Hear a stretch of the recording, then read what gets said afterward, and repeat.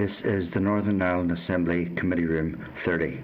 This is the Northern Ireland Assembly Committee Room 30.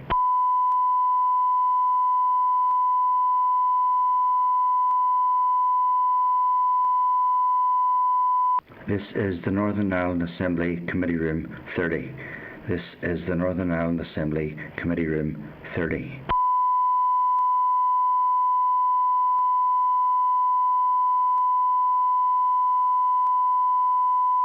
This is the Northern Ireland Assembly Committee Room 30. This is the Northern Ireland Assembly Committee Room 30.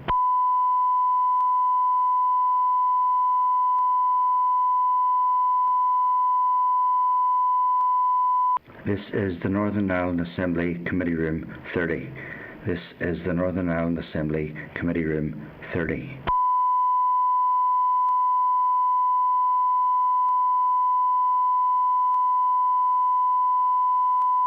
This is the Northern Ireland Assembly Committee Room 30.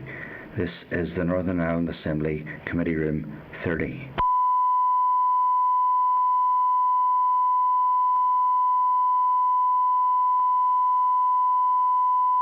This is the Northern Ireland Assembly Committee Room 30.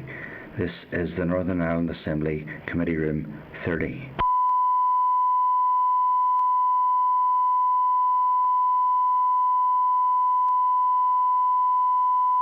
This is the Northern Ireland Assembly Committee Room 30. This is the Northern Ireland Assembly Committee Room 30.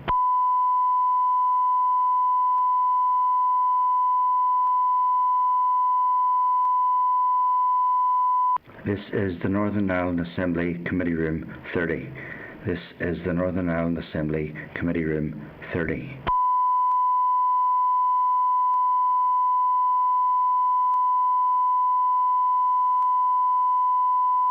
This is the Northern Ireland Assembly Committee Room 30. This is the Northern Ireland Assembly Committee Room 30.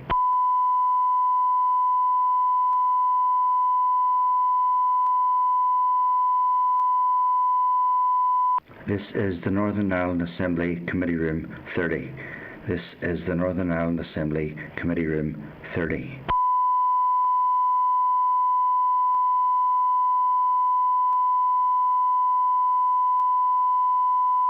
This is the Northern Ireland Assembly Committee Room 30. This is the Northern Ireland Assembly Committee Room 30.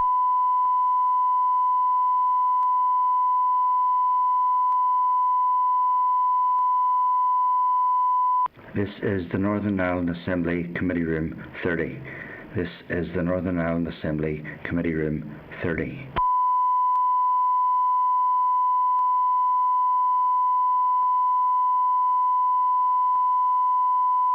This is the Northern Ireland Assembly Committee Room 30. This is the Northern Ireland Assembly Committee Room 30.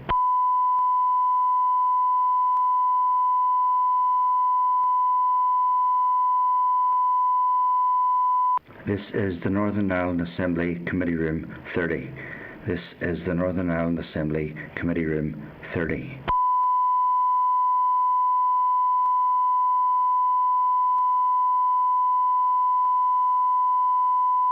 This is the Northern Ireland Assembly Committee Room 30. This is the Northern Ireland Assembly Committee Room 30.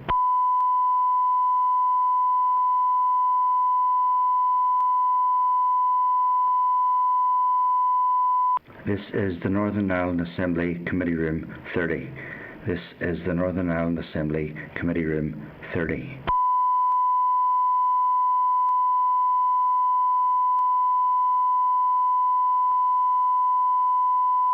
This is the Northern Ireland Assembly Committee Room 30.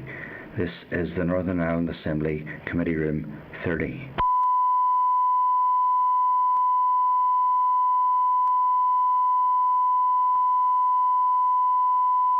This is the Northern Ireland Assembly Committee Room 30. This is the Northern Ireland Assembly Committee Room 30.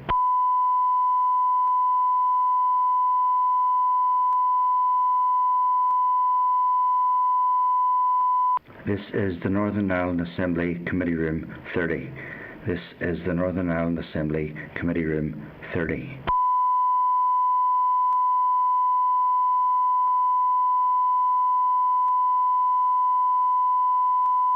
This is the Northern Ireland Assembly Committee Room 30. This is the Northern Ireland Assembly Committee Room 30.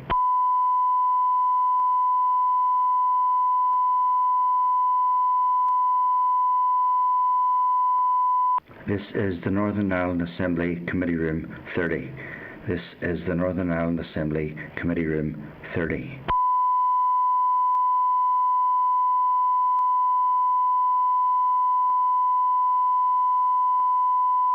This is the Northern Ireland Assembly Committee Room 30. This is the Northern Ireland Assembly Committee Room 30.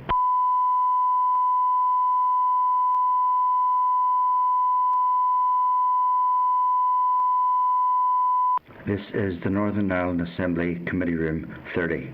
This is the Northern Ireland Assembly Committee Room 30.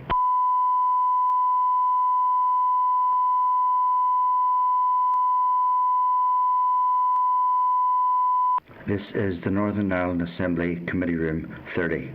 This is the Northern Ireland Assembly Committee Room 30.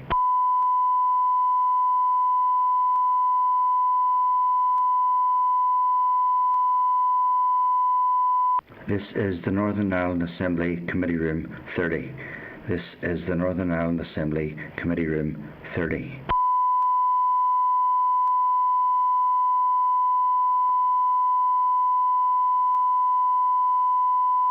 This is the Northern Ireland Assembly Committee Room 30. This is the Northern Ireland Assembly Committee Room 30.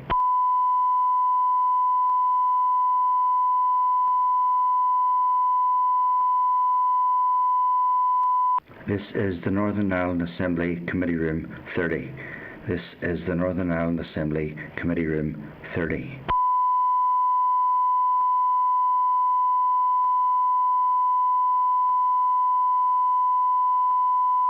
This is the Northern Ireland Assembly Committee Room 30. This is the Northern Ireland Assembly Committee Room 30.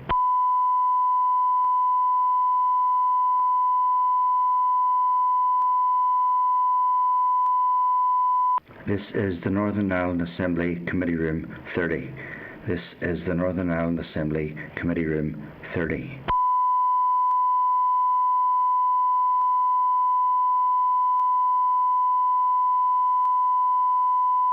This is the Northern Ireland Assembly Committee Room 30. This is the Northern Ireland Assembly Committee Room 30.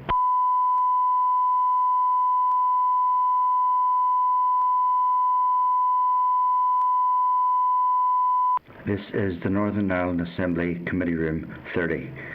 This is the Northern Ireland Assembly Committee Room 30.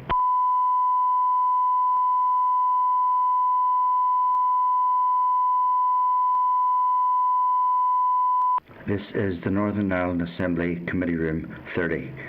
This is the Northern Ireland Assembly Committee Room 30.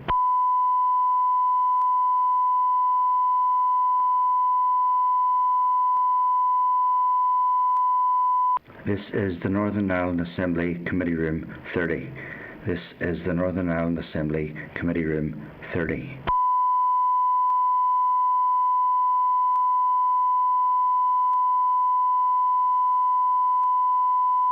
This is the Northern Ireland Assembly Committee Room 30. This is the Northern Ireland Assembly Committee Room 30.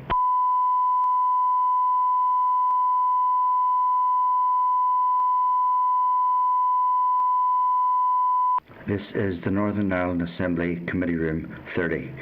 This is the Northern Ireland Assembly Committee Room 30.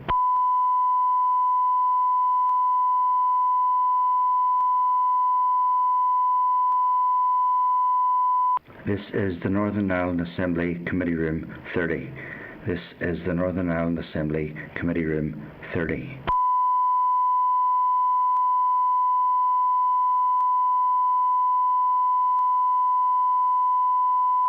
This is the Northern Ireland Assembly Committee Room 30. This is the Northern Ireland Assembly Committee Room 30.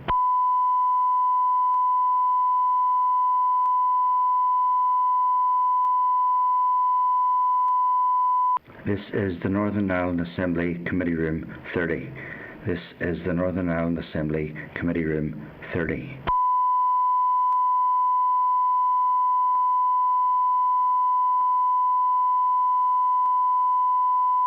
This is the Northern Ireland Assembly Committee Room 30.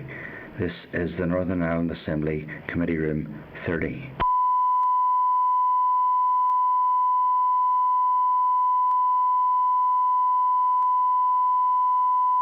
This is the Northern Ireland Assembly Committee Room 30.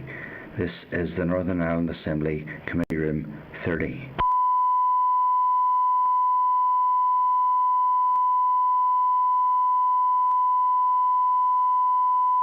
This is the Northern Ireland Assembly Committee Room 30. This is the Northern Ireland Assembly Committee Room 30.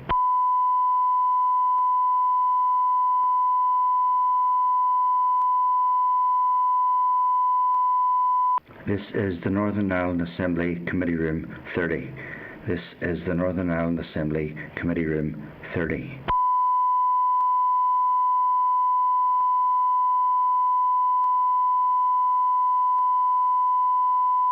This is the Northern Ireland Assembly Committee Room 30. This is the Northern Ireland Assembly Committee Room 30.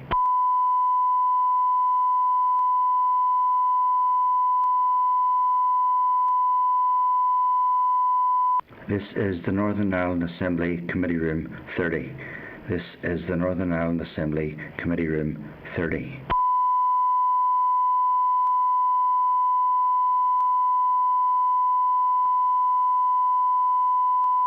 This is the Northern Ireland Assembly Committee Room 30. This is the Northern Ireland Assembly Committee Room 30.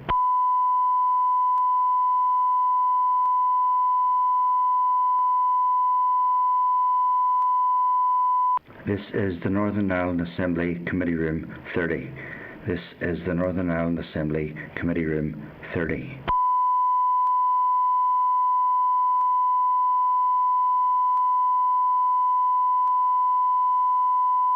This is the Northern Ireland Assembly Committee Room 30.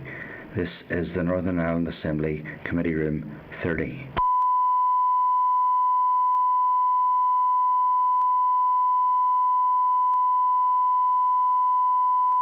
This is the Northern Ireland Assembly Committee Room 30. This is the Northern Ireland Assembly Committee Room 30.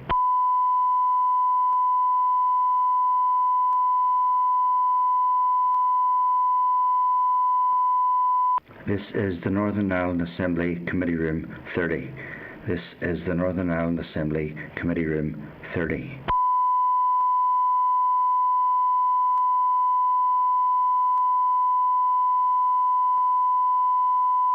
This is the Northern Ireland Assembly Committee Room 30. This is the Northern Ireland Assembly Committee Room 30.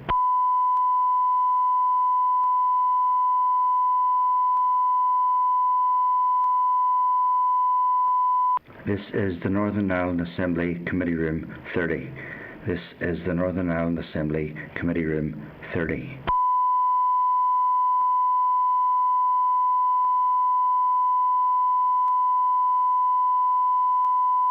This is the Northern Ireland Assembly Committee Room 30. This is the Northern Ireland Assembly Committee Room 30.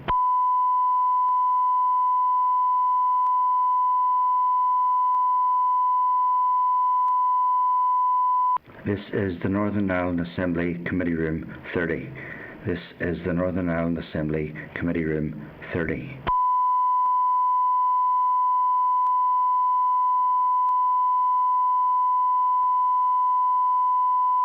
This is the Northern Ireland Assembly Committee Room 30.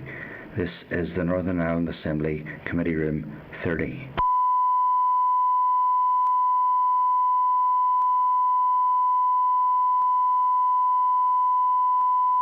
This is the Northern Ireland Assembly Committee Room 30. This is the Northern Ireland Assembly Committee Room 30.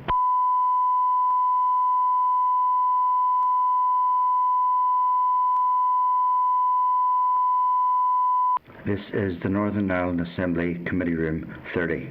This is the Northern Ireland Assembly Committee Room 30.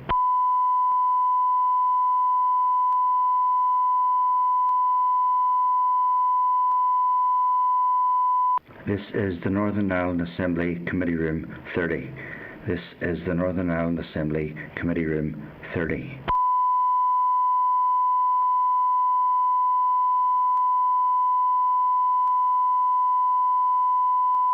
This is the Northern Ireland Assembly Committee Room 30. This is the Northern Ireland Assembly Committee Room 30.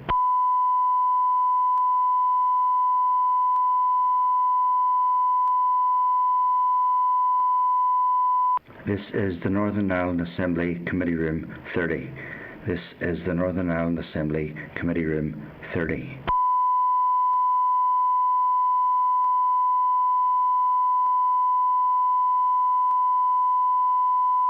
This is the Northern Ireland Assembly Committee Room 30.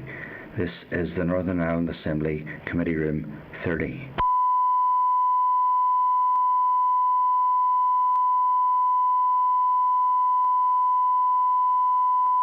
This is the Northern Ireland Assembly Committee Room 30. This is the Northern Ireland Assembly Committee Room 30.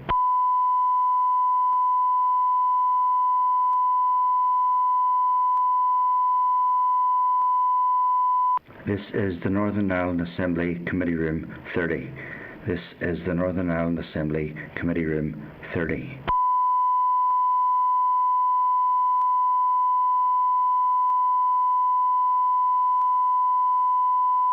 This is the Northern Ireland Assembly Committee Room 30. This is the Northern Ireland Assembly Committee Room 30.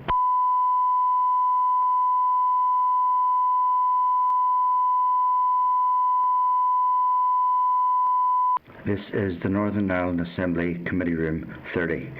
This is the Northern Ireland Assembly Committee Room 30.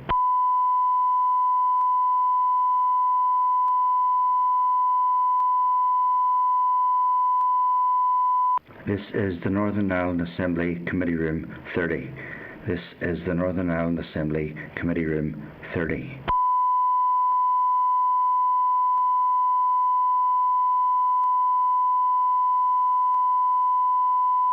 This is the Northern Ireland Assembly Committee Room 30. This is the Northern Ireland Assembly Committee Room 30.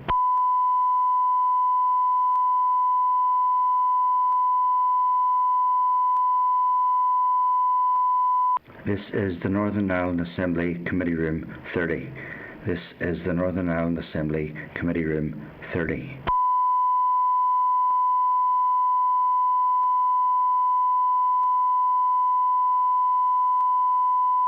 This is the Northern Ireland Assembly Committee Room 30. This is the Northern Ireland Assembly Committee Room 30.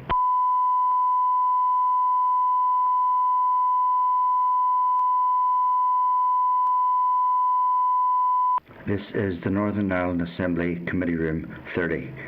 This is the Northern Ireland Assembly Committee Room 30.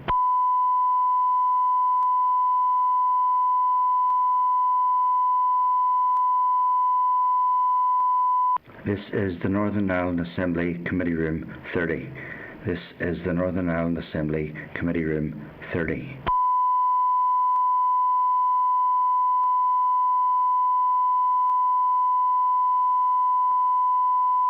This is the Northern Ireland Assembly Committee Room 30. This is the Northern Ireland Assembly Committee Room 30.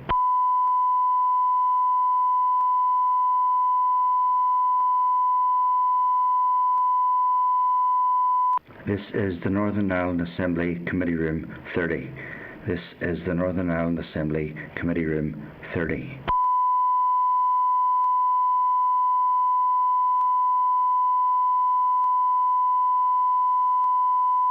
This is the Northern Ireland Assembly Committee Room 30. This is the Northern Ireland Assembly Committee Room 30.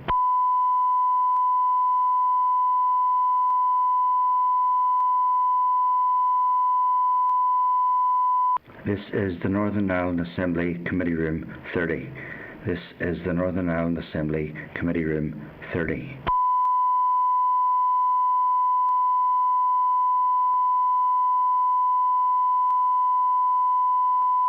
This is the Northern Ireland Assembly Committee Room 30. This is the Northern Ireland Assembly Committee Room 30.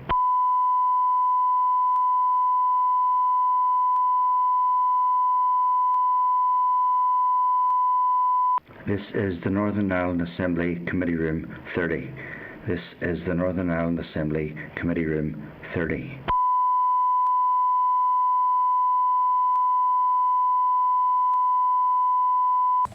Okay, members, you're very welcome to this meeting of the Education Committee. Can I ask Assembly Broadcasting to add all members to the spotlight and to keep them there for the first 4 agenda items? Any apologies, Clerk? Robin Newton. Okay, any other apologies? Say everybody's here. No, okay. Okay, then move to draft minutes, agenda item 3. Can I refer members to draft minutes of the committee meeting of the 21st of August 2020 at page 6 of your meeting packs, and seek your agreement that the minutes are a complete and accurate record of proceedings? Is this agreed? Agreed. Thank you. Okay, there are no matters arising. And I'll move to agenda item 5 then. Can I ask Assembly Broadcasting to remove all members who are not in room 30 from the spotlight, and to add the NIC-ICTU witnesses who have dialed in, and bring us to agenda item 5 then, our briefing on restart from NIC-ICTU. And can I welcome, as they're coming into the room, Maxine Murphy-Higgins, Chairperson, NIC-ICTU and ETUG, and Nazriat in person. Can I also welcome Alan Law, Vice Chairperson of ETUG and NIPSA, remotely, Denise Walker, GMB, remotely, Anne Speed, Unison, remotely, and Thomas McMichael, Unite, in person. You're all very welcome. Can I refer members to their packs? Page 13 in particular includes a covering note from the clerk. Page 22 has a relevant paper and previous correspondence from NIC-ICTU. And finally, at page 26 of meeting packs is a copy of previous restart papers from ASCL and NITC. Can I advise witnesses that the committee will give you 15 minutes to make an opening statement and then take questions from the members. You're very welcome. Thank you very much, and we welcome this opportunity to be able to meet with you today. The Education Trade Union Group is made up of affiliated trade unions of the Northern Ireland Irish Congress of Trade Unions, and it represents all education employees, including principals, teachers and support staff. The Education Trade Union Group are a policy-making committee, and we don't engage in collective bargaining on behalf of our members. Today we are here to make representations mainly on behalf of the support staff who work in our schools and in the other areas of the support sector. Each of our members who are here today will address you, as you say, in order of Alan Long, Anne Speed, Denise Walker, and then Thomas McMichael. So I'll pass over to Alan Law. I don't think they're actually on the line right now, so I think we had a little technical problem. So, okay. Is he there? That says Alan is there, yeah. Oh, he's just appeared. There we go. Alan, can you hear us? Yes, sorry, I had some technical difficulties. Thank you. Chairperson, as Vice Chair of the Education Trade Union Group, I'd like to thank you and the committee for the opportunity to meet with you today. We hope that this will be the start of continuing engagement. Our attendance today is to contribute to your oversight of the Education Restart Plan's new school day, and we hope that by sharing our experience of the implementation of these plans, we can ensure more effective consultation processes in the future. In the lead up to the reopening of schools, there have been a number of attacks on the integrity of the education workforce by politicians. Trade union side wants to see the safe reopening of schools. Our members have always wanted schools to reopen with the best international practice and understanding of COVID-19 prevention measures in place. We all recognise that education is hugely important in the development of children and young people. We'd also remind you that so is ending child poverty, ensuring families live in homes that are fit for purpose. Politicians should be directing their attention to these feelings before they attack trade unions for wanting to ensure a safe environment for the return of schools. Trade union side met with the Minister prior to the commencement of lockdown, where we were advised by the Department of Education plans to provide childcare in schools to support key workers. This group met regularly during the intervening months, initially daily, and as these plans settled into more routine delivery twice weekly. This demonstrated to us that the concept of effective engagement was clearly understood and worked well. The new school day subgroup was formed from these arrangements. Trade union side does not accept that the consultation process for the new school day was effective. The documents issued in June were responded to, but the process was hierarchical, with no feedback or engagement on contributions and responses made. In August, when the Minister binned these plans and issued new guidance for the reopening of schools, which has brought about the full return of all pupils, the consultation process deteriorated into farce. The draft document dropped into inboxes at 17:31 without any prior warning that it was imminent, and advised that full responses be received by 21:30. The next morning, requests for extensions were made and we were given until 3 p.m. This is not consultation, and we request that all references to consultation and agreement with trade union side be removed. It is essential during this pandemic that pupils, parents and staff understand the messages arising from the department and the Chief Medical Officer. This communication must be consistent, and the practices arising from it must be adhered to. It was therefore particularly galling that the Department of Education would issue a press statement on behalf of the Minister advising that teachers and pupils would be required to wear face masks in corridors and communal areas, whilst ignoring the almost 15,000 support staff. I've since clarified that they were intended to be included in this message, but in the haste to issue it, the department used teachers instead of staff. There was no consultation around this issue. It remains hugely insulting to our members that they were simply ignored. It was then only a few days later that the Minister would attend a meeting in a school where he failed to follow the guidance issued by the department concerning adults attending meetings lasting more than 15 minutes, that they should wear a mask. This was an opportunity to show clear leadership and to demonstrate to pupils and staff that the Minister takes their health seriously, and would have been a very clear and strong message to everyone. He failed. His statements since about how he was offered a coffee and that you can't drink it through a mask are glib and are not becoming of someone with such an important role in helping to prevent the spread of infection. I want to go on to risk assessments. Trade union side have been completely frustrated by the laissez-faire attitude to risk assessment process, and we've received huge numbers of reports from members indicating that they have not received a risk assessment, participated in the assessment process, or aware of how it was conducted.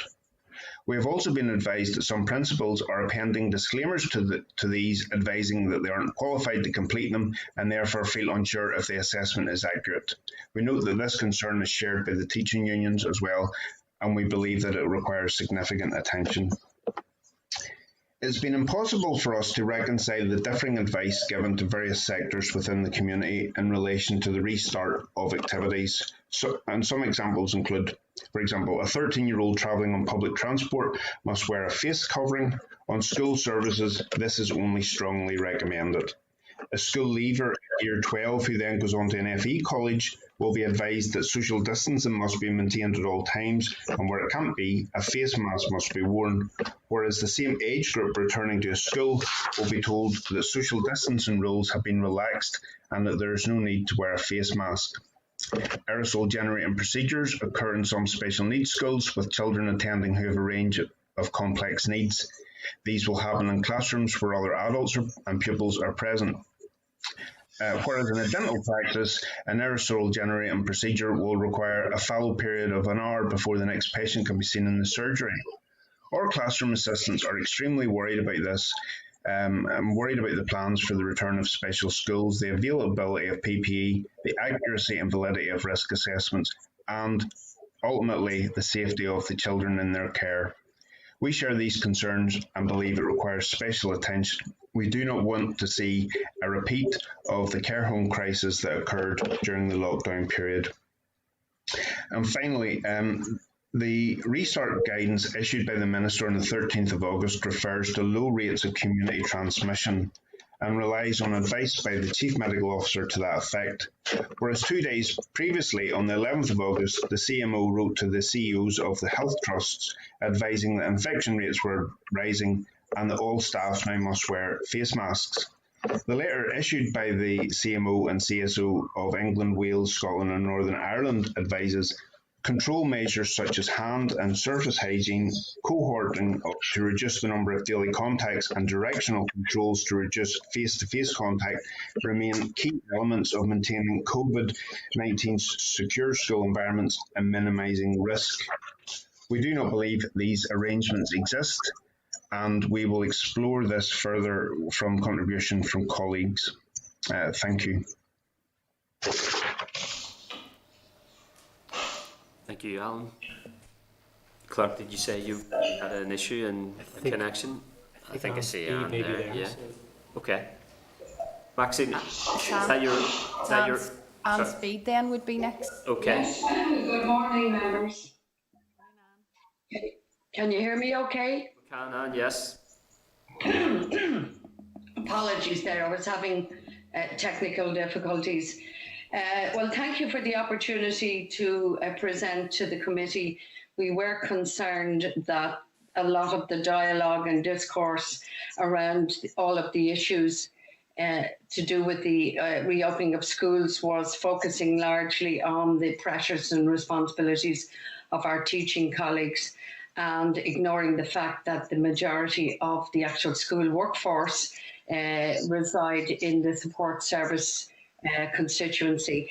Our cleaners, our caterers, our grounds maintenance people, our classroom assistants who are actually in the classroom with teachers. So it's important that we bring that reality to your attention. And that was reflected in a number of statements made by the department, commenting on plans and exhorting staff to respond to the need to get our children back to school.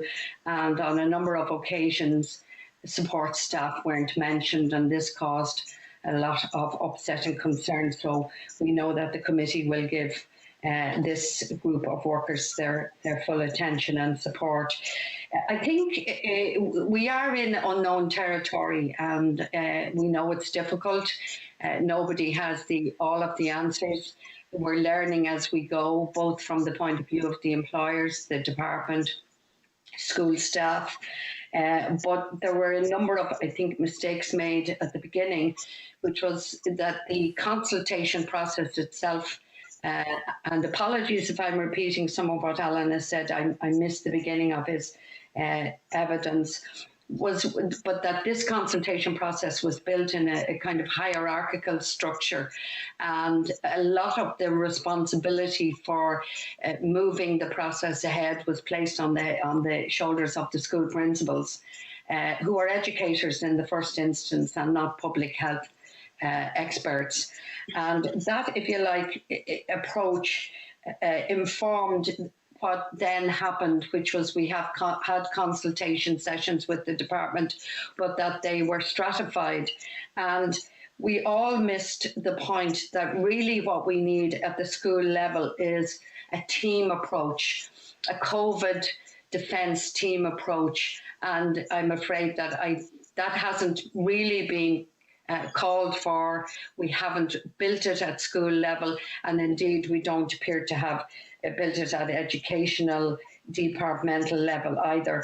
We're not aware to any great extent of any interaction with the Department of Health and what any cross communication or cross strategizing has occurred.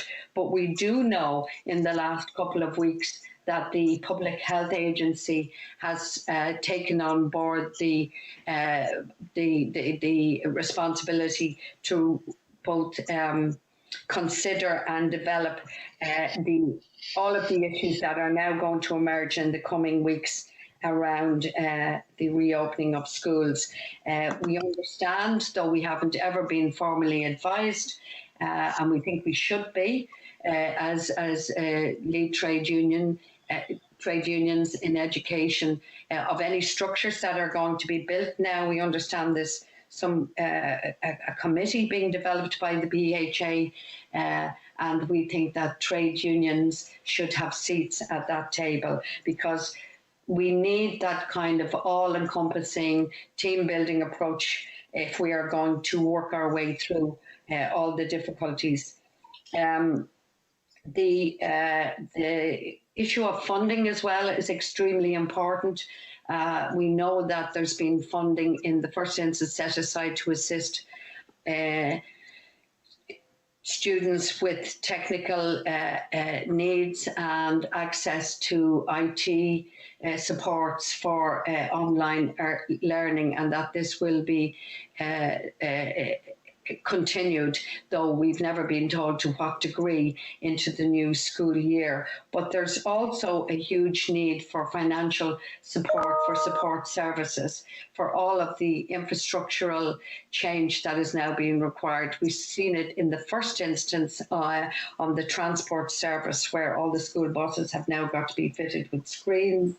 There's an impact on the amount of children who can be taken in a school bus, the availability of PPE, installing hand sanitizers on buses. All of that requires funding. We do know that the EA has submitted business case, and we've only just recently had that shared with us as of yesterday, business case for increased funding. So we are looking to the committee to support that call for increased funding. I know there are pressures right across the system. I read the figures today about the estimate that 2 billion has been spent on COVID defence, and trade unions do appreciate that the executive is doing its best, but more needs to be done, and we do need the support of the committee to support funding for school services, because the school experience is a whole school experience, a whole staff and school experience. Obviously, the principal is important. He or she leads. The teachers deliver education syllabus.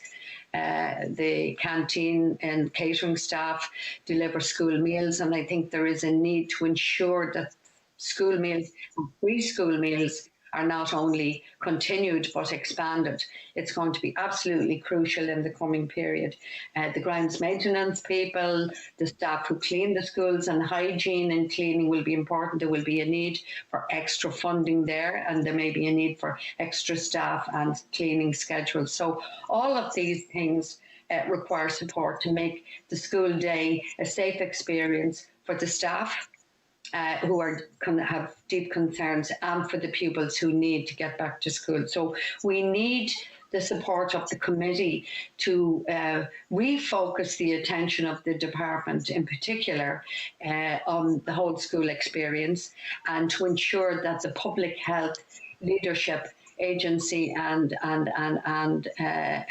experts develop and continue a strategy that is a whole team strategy, a one team strategy. That's what should be happening now within education. It should be happening at a school level, and also closer and tighter cross-departmental engagement around the health issues. This is learning for everybody. We've never been here before. There needs to be a lot more interaction and a lot more flexibility. So one final comment, testing regimes.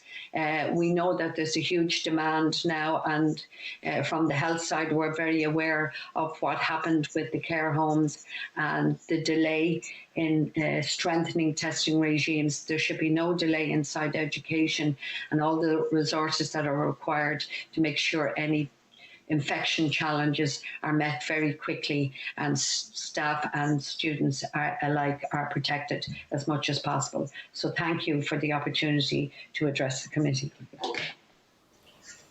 Thank you, Anne. I think we're moving to Denise Walker now. Good morning. Morning. Can you hear me okay? Yes. Well, thank you again for the opportunity to present to yourselves today. Support staff in our schools feel that they have been largely overlooked, yet the roles that they carry out are essential to the smooth running of our schools and our education system. Yesterday, they heard from the CMO that hundreds of school children will likely contract COVID this winter. Thankfully, for the vast majority of those young people, it will be a minor hiccup, but for the adults in our schools, it could be a different outcome. The guidance produced by the department is vague and ambiguous in far too many areas, and open to interpretation by everyone from the EA to the 1100 school principals. And never mind driving a horse and cart through it, you could probably handbrake the Titanic and still miss the iceberg. Adults should maintain 2 metres distance from each other and from pupils where possible, and where it is not possible, then mitigation should be in place. Face masks and coverings, they're strongly recommended, but they're not mandatory. And the department referenced only pupils and teachers, leaving other staff guessing and once again feeling that they don't matter. Bubbles have extended in some cases to entire year groups, and no recognition has been made of staff who work across those bubbles. The vast majority of support staff in schools carry out multiple roles. Marie might work in the morning at a primary school as catering assistant, but clean the local secondary school in the afternoon. Debbie might be a bus escort before school, then work as a general or classroom assistant in the morning before taking up her role as a lunchtime supervisor, finishing up as the bus escort on the way home. How many bubbles can you work across and stay safe? Enhanced cleaning. Where's the provision for the cleaning taking place? Schools have yet to ask for additional cleaning hours, and that's most likely because their budgets are already stretched. Remember, only last year, principals asking parents to buy toilet roll. Well, what has changed? Cleaning services were already operating at the bare minimum, and many settings had reduced hours. It's critical that proper funding is made available to schools and to the EA. An investment is made into the services that will be needed to maintain safer schools. The status quo is not an option in the new COVID world that we navigate, and as a minimum, all schools should have received an uplift in their budget to secure additional cleaning services. And we cannot make the same mistakes that have been made before by outsourcing essential cleaning in the likes of hospitals. We must ensure that staff and pupils are safe and feel safe. School days and school life are a complex mix of people and roles, and each of those roles are important. It's critical that each of those invested in the school are properly considered and their views and requirements are not just sought, but that they feel actively involved in the overall plan. The only way we can navigate this next phase in COVID life is by working together and being fully inclusive of the views of the entire workforce. My colleagues have referenced the lack of proper consultation and the need to work with the PHA. But we also need to look at task forces within the school settings that will draw on the experience and the requirements of each group within that workforce, not just teachers and pupils. Best practice can be shared between schools, and mistakes can provide the lessons learned.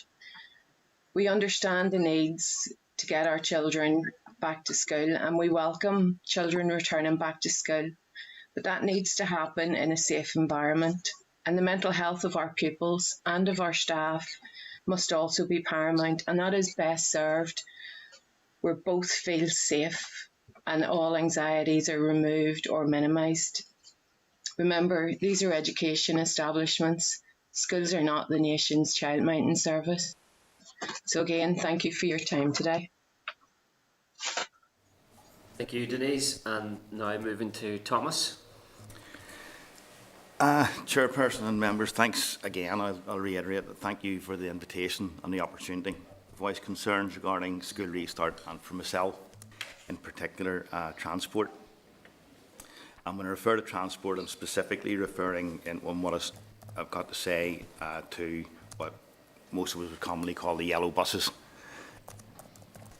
The COVID pandemic inadvertently shone a spotlight on many issues in dedicated transport.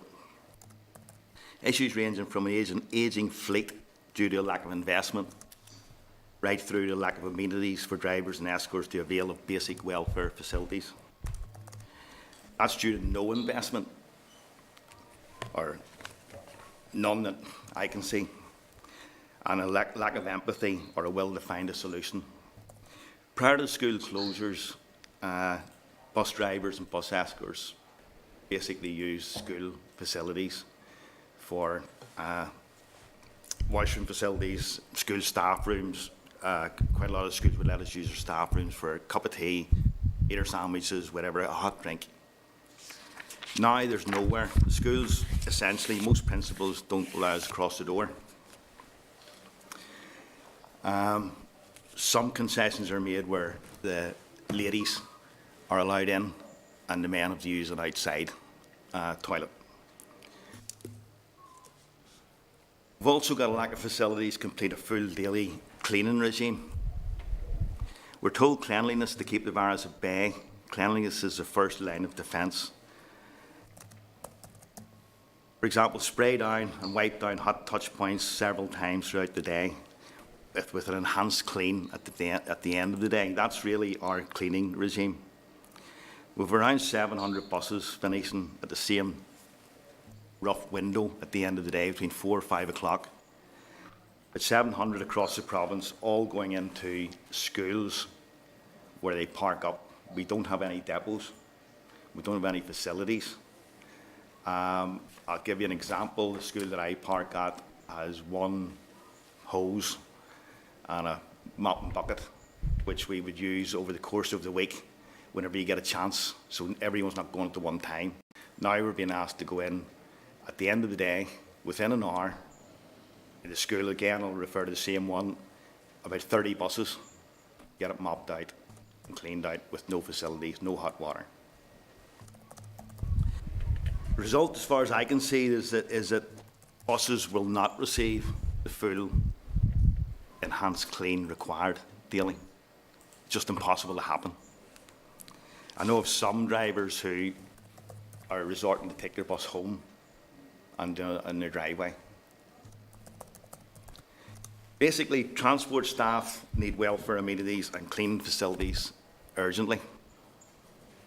That must be provided by the Education Authority, and they in turn need financial investment, and I would ask for financial investment specifically ring-fenced to that provision for the EA.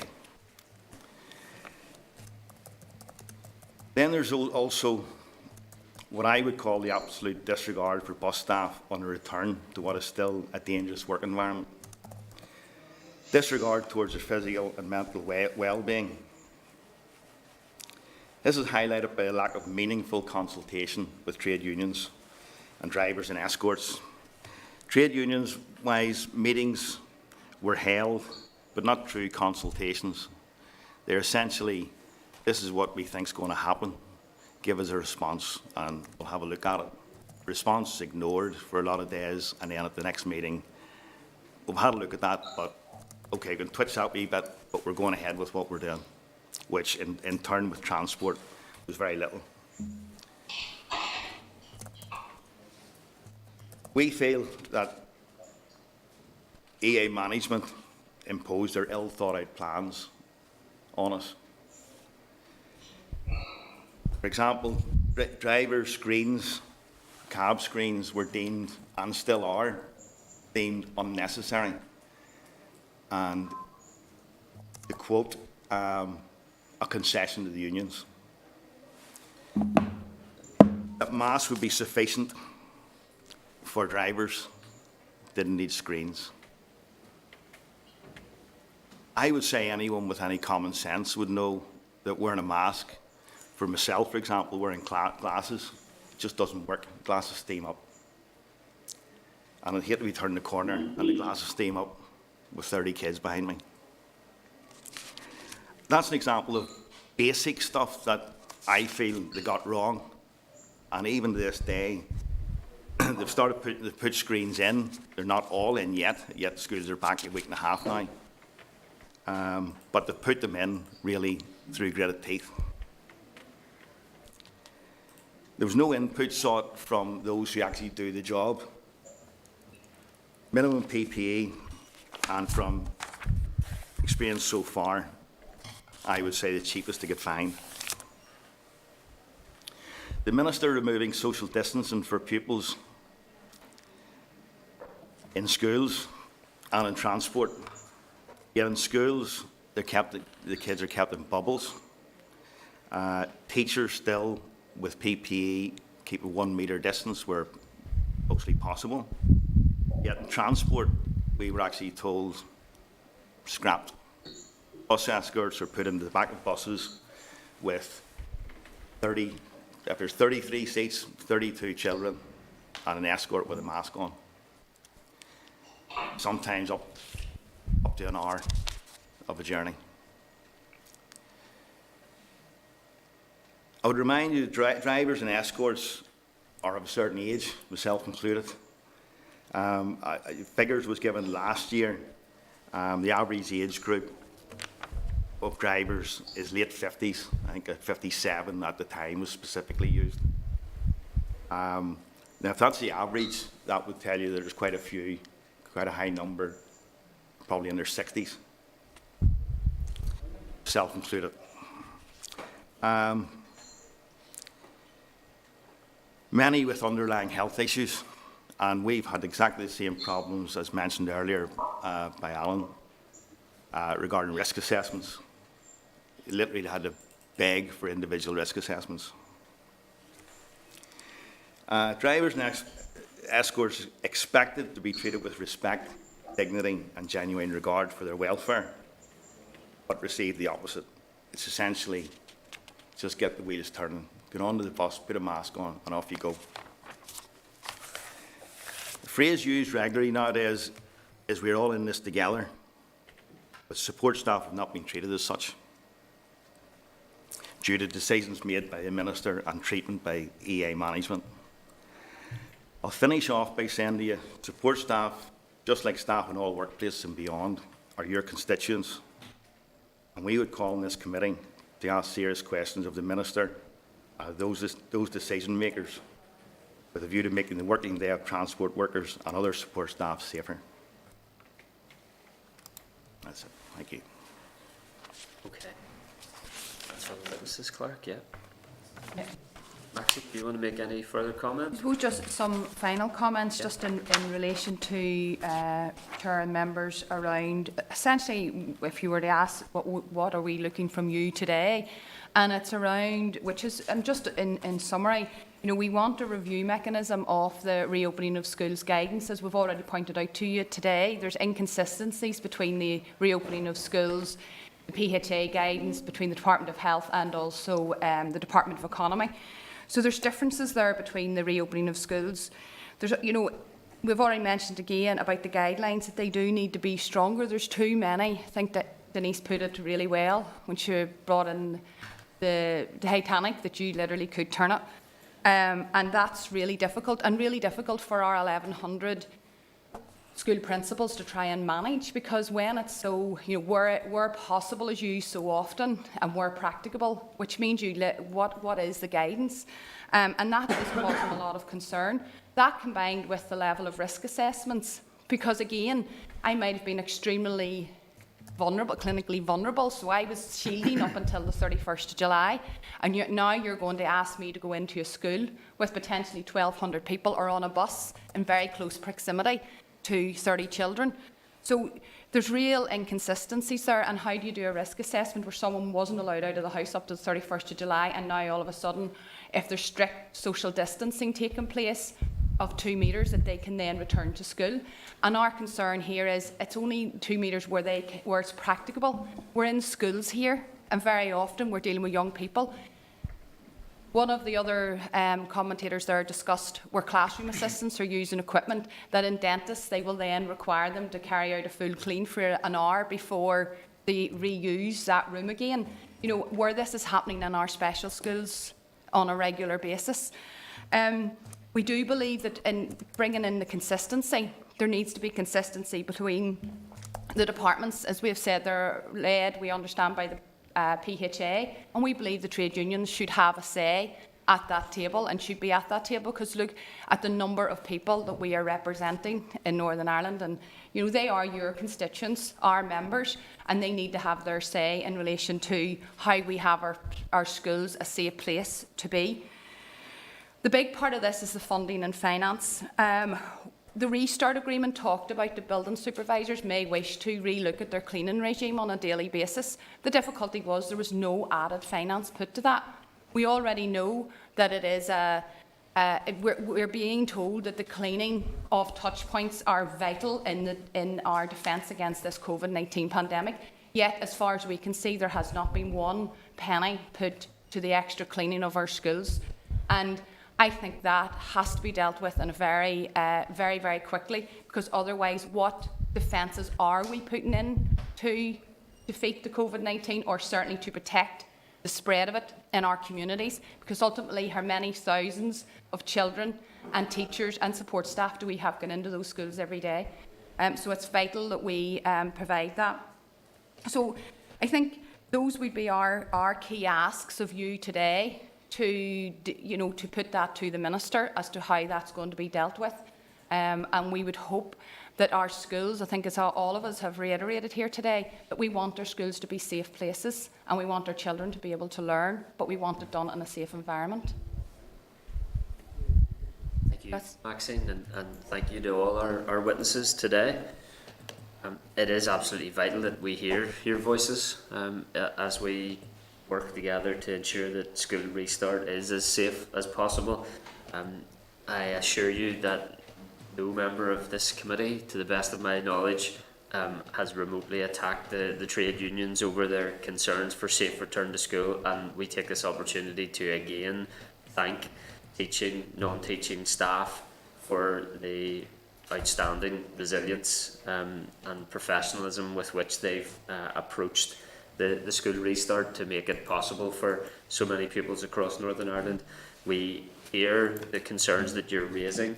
They are consistent with a number of concerns that we have already received, although there are additional concerns and very helpful detail that you've gone into in relation to those concerns. So we will ensure that we raise them with the Department of Education and with the Education Authority on your behalf.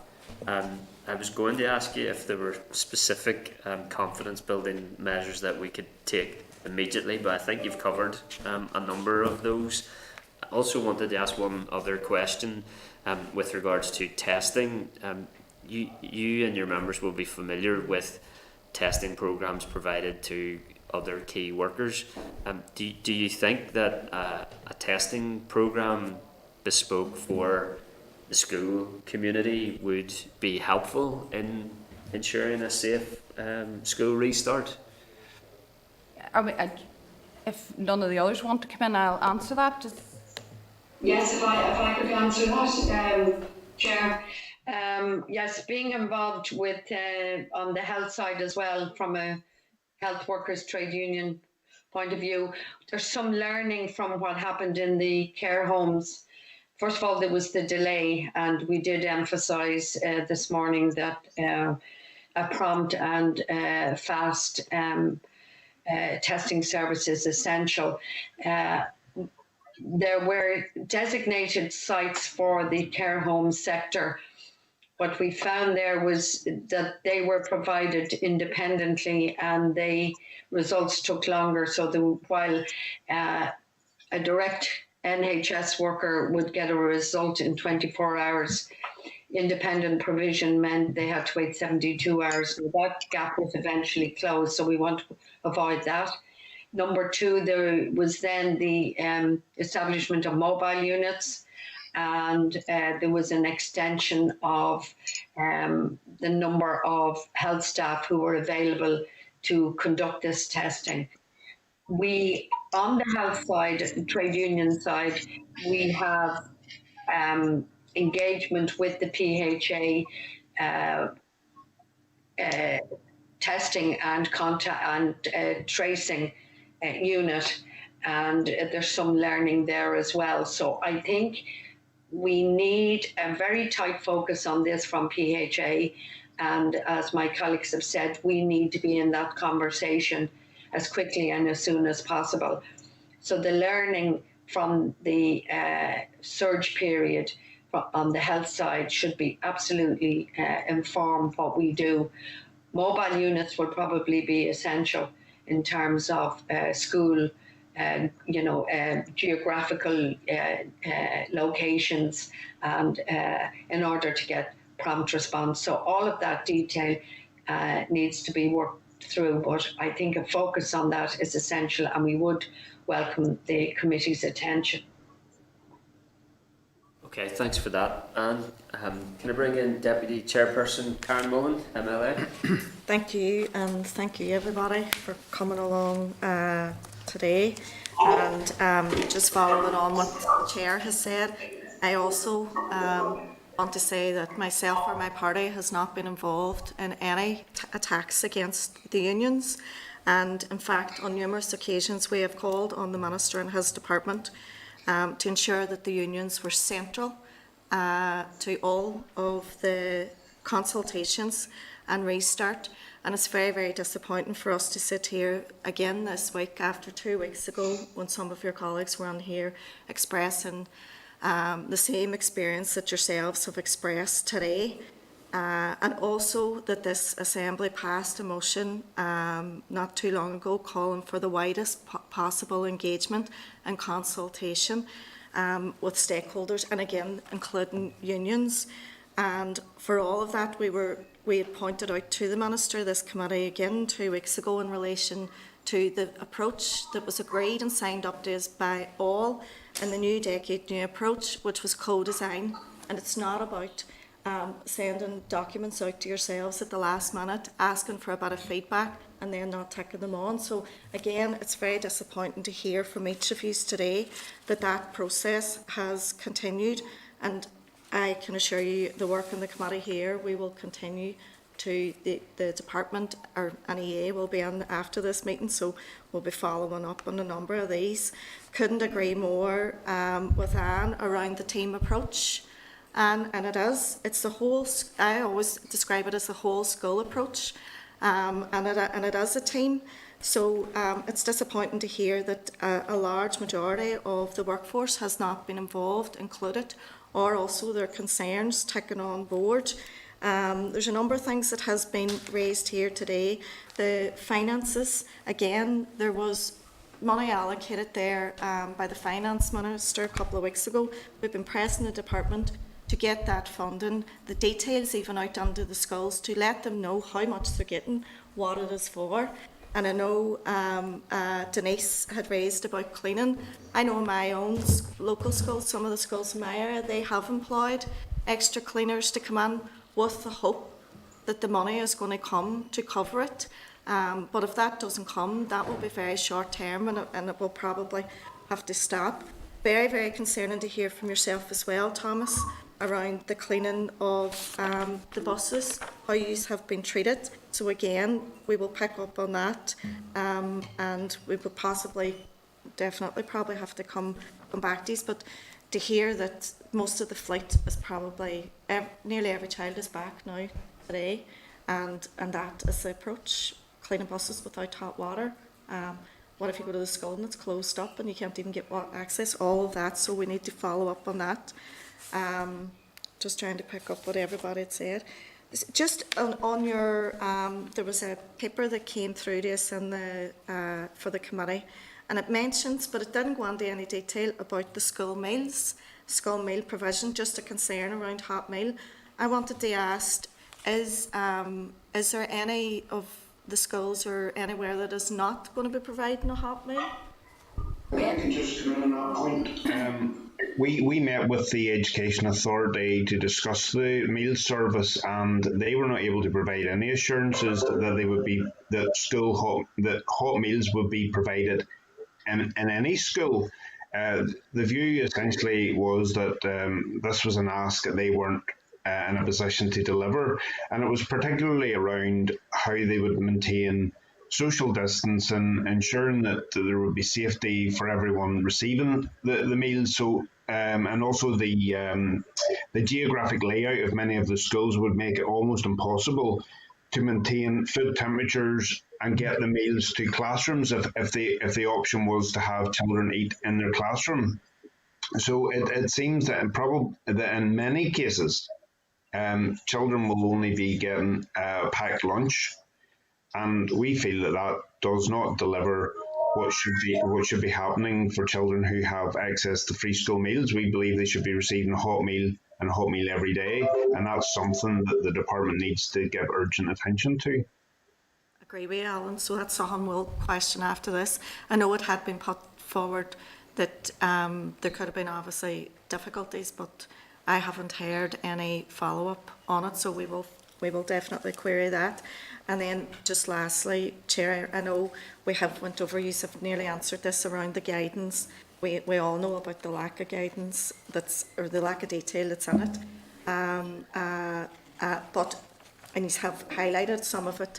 My concern was, I suppose, wanted to hear from you about how your members, did they feel safe going back to school, but you have nearly answered that. But, and we have also raised the concerns around the risk assessments as well, so you have raised it here today. But, you know, what support is there for staff with health concerns, and has adaptations been put in place? So say, Thomas, like yourself had said, about being a bus driver and possibly with a health condition, maybe not able to do it. Are you know, is there an adaptation that rather than you go home and go on the sick, or, you know, is there any of that been worked out? I mean, the difficulty we have here is that it was the guidance that we've already said was put out to the schools to decide on the 1,100, you know, different establishments that we have. So it's wide and varied. So some people have been allowed in the initial time to work from home, is our understanding. Certainly some of the teaching staff. It may not be the same for some of the sports staff, but even the majority of the teaching staff who I've been dealing with, and the support staff are the same, where basically they're saying, we are following the 2 metres, you can stay 2 metres, but at the end of it says we're practical. So the problem we have is our teachers are in.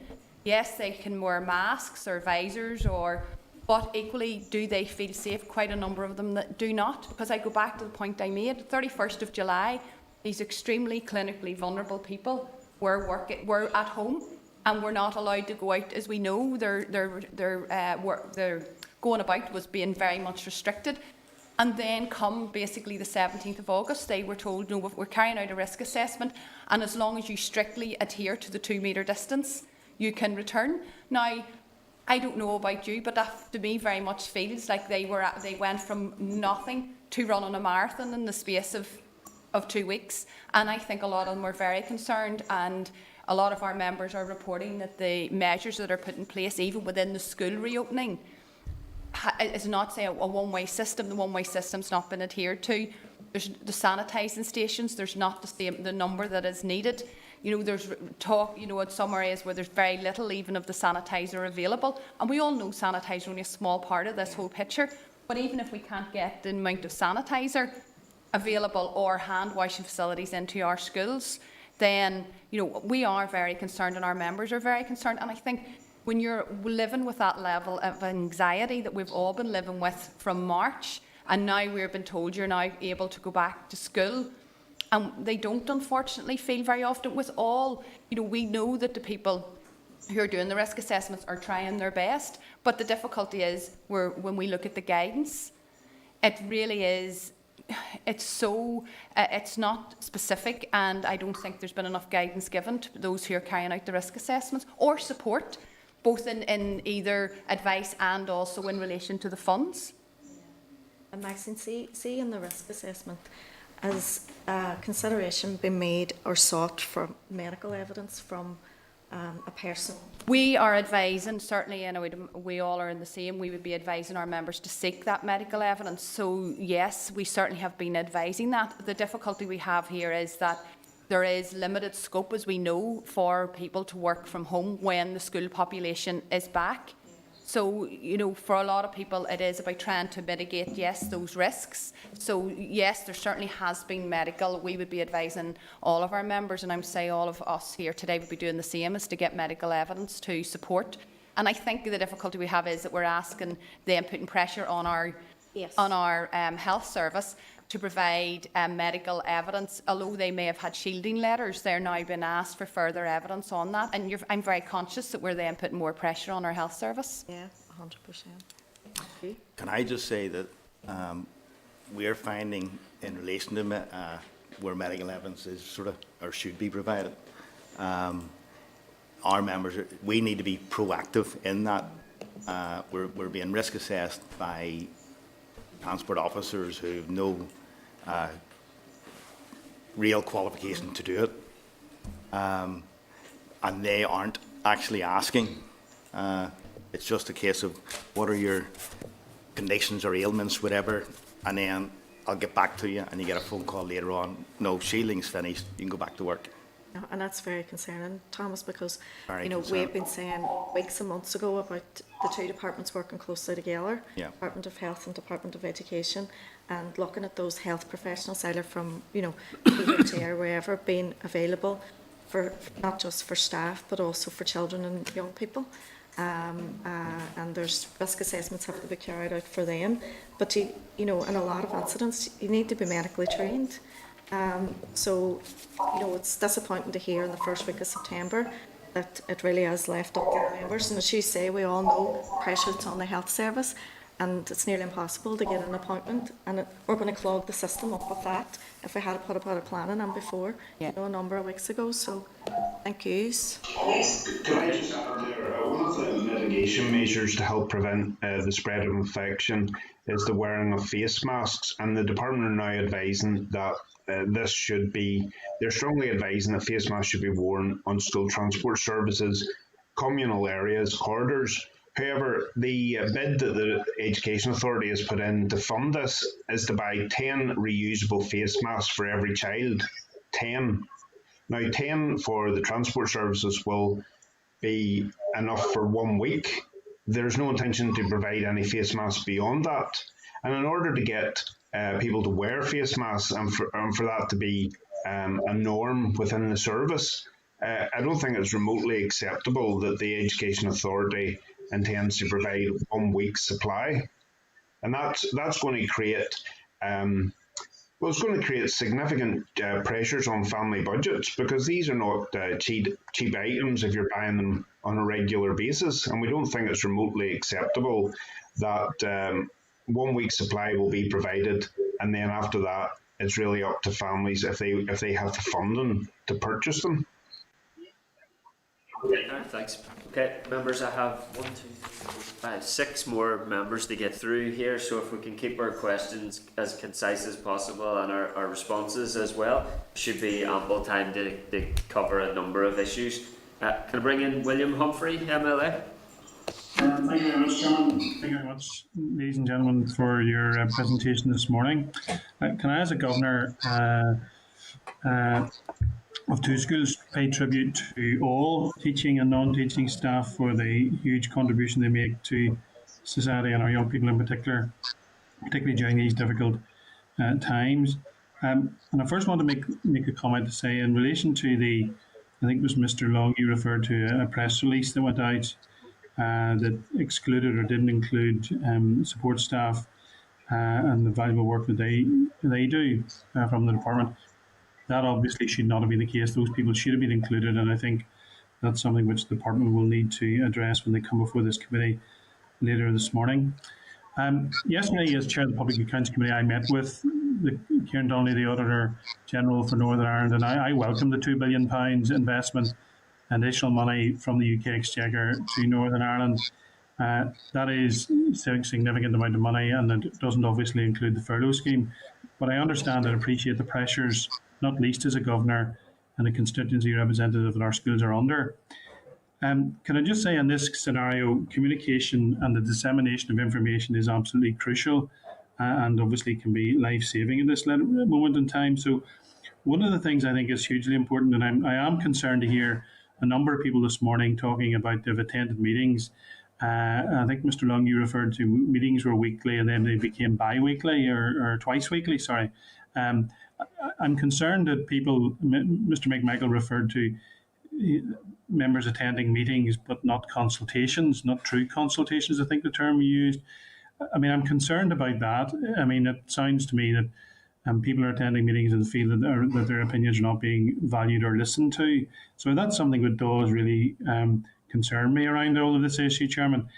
I think the other thing that came out pretty clearly as well is the issue that the Public Health Authority has set up a group to look at some of these issues, and there's no trade union representative. I think this committee should perhaps write to the Public Health Authority and suggest that there should be a trade union representative around the issues of schools and education. I think that's absolutely vital, because those views need to be listened to.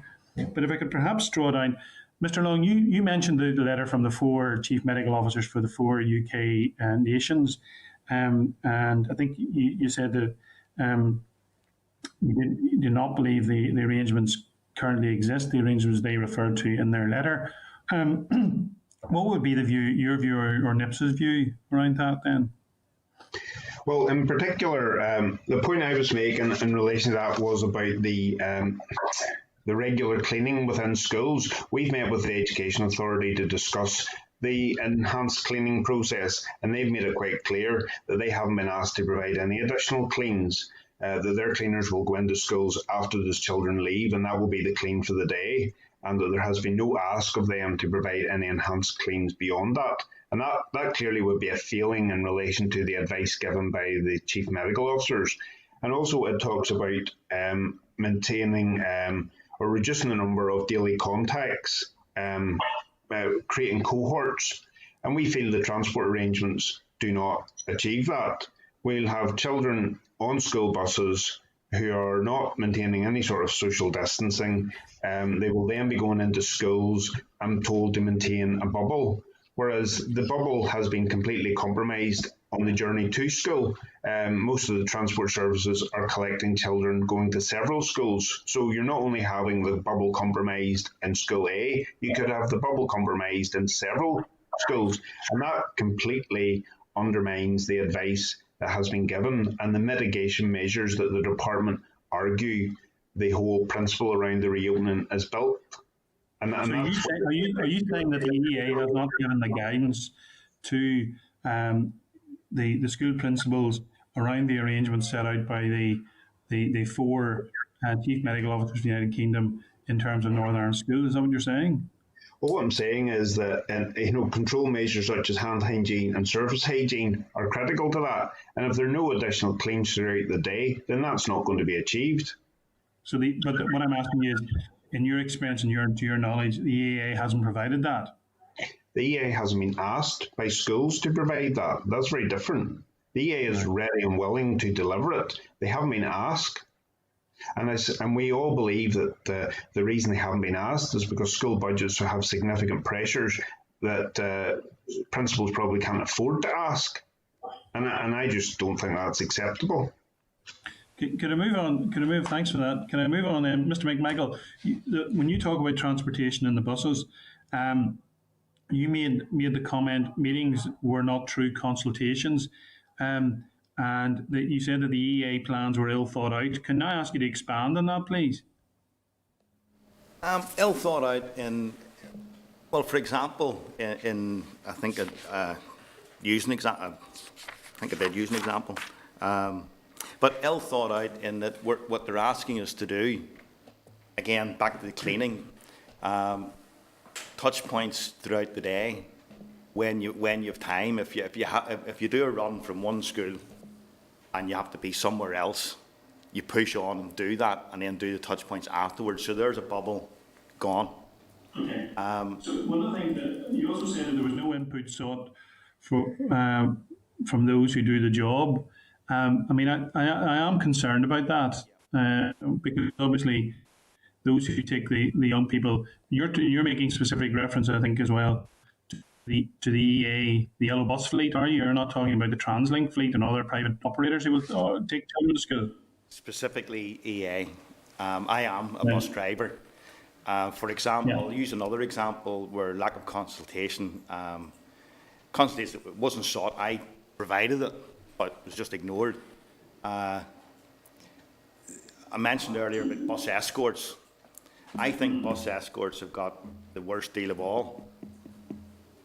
For example, there could be a 33-seat bus with 32 pupils.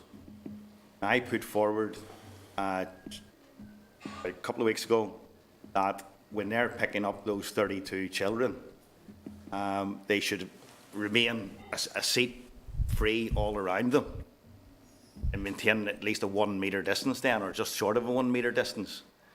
And to do that, the bus just needs to pick up the first 27 pupils or 28 pupils, because if you imagine a route, the last pupils are going to be closest to the school. Go on into the school, let the 27 pupils get off, and then nip back out for the remaining 4 or 5, which would be a short journey. And it was just flatly refused. So you made that suggestion yourself personally, did you? I made it through my regional secretary, who did put it forward at one of the meetings. Was this to the director of the responsible for transportation within the Education Authority? Yeah. Sorry, And you hold I made it to my regional secretary, trade union secretary. Yes, yes, but He then so that person would then make it on to the director responsible for transportation. Yes. And in terms of the cleaning, I think what we've heard about the cleaning will concern all members, I mean,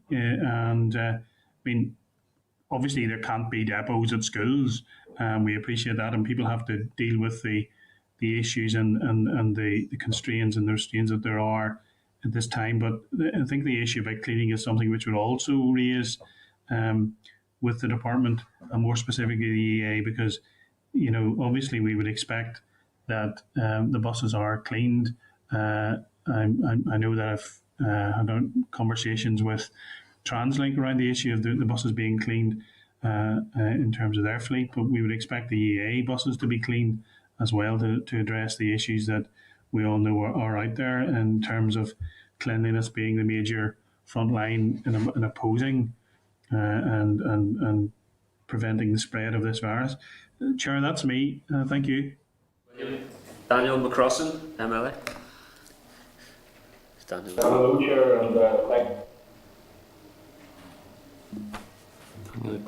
information that they have shared with us, and for clarifying and confirming some of the concerns that have been raised by me and other members of this committee right throughout what has been a very challenging time, certainly a challenging time for schools, or teachers, principals, non-teaching staff as well, and continues to be.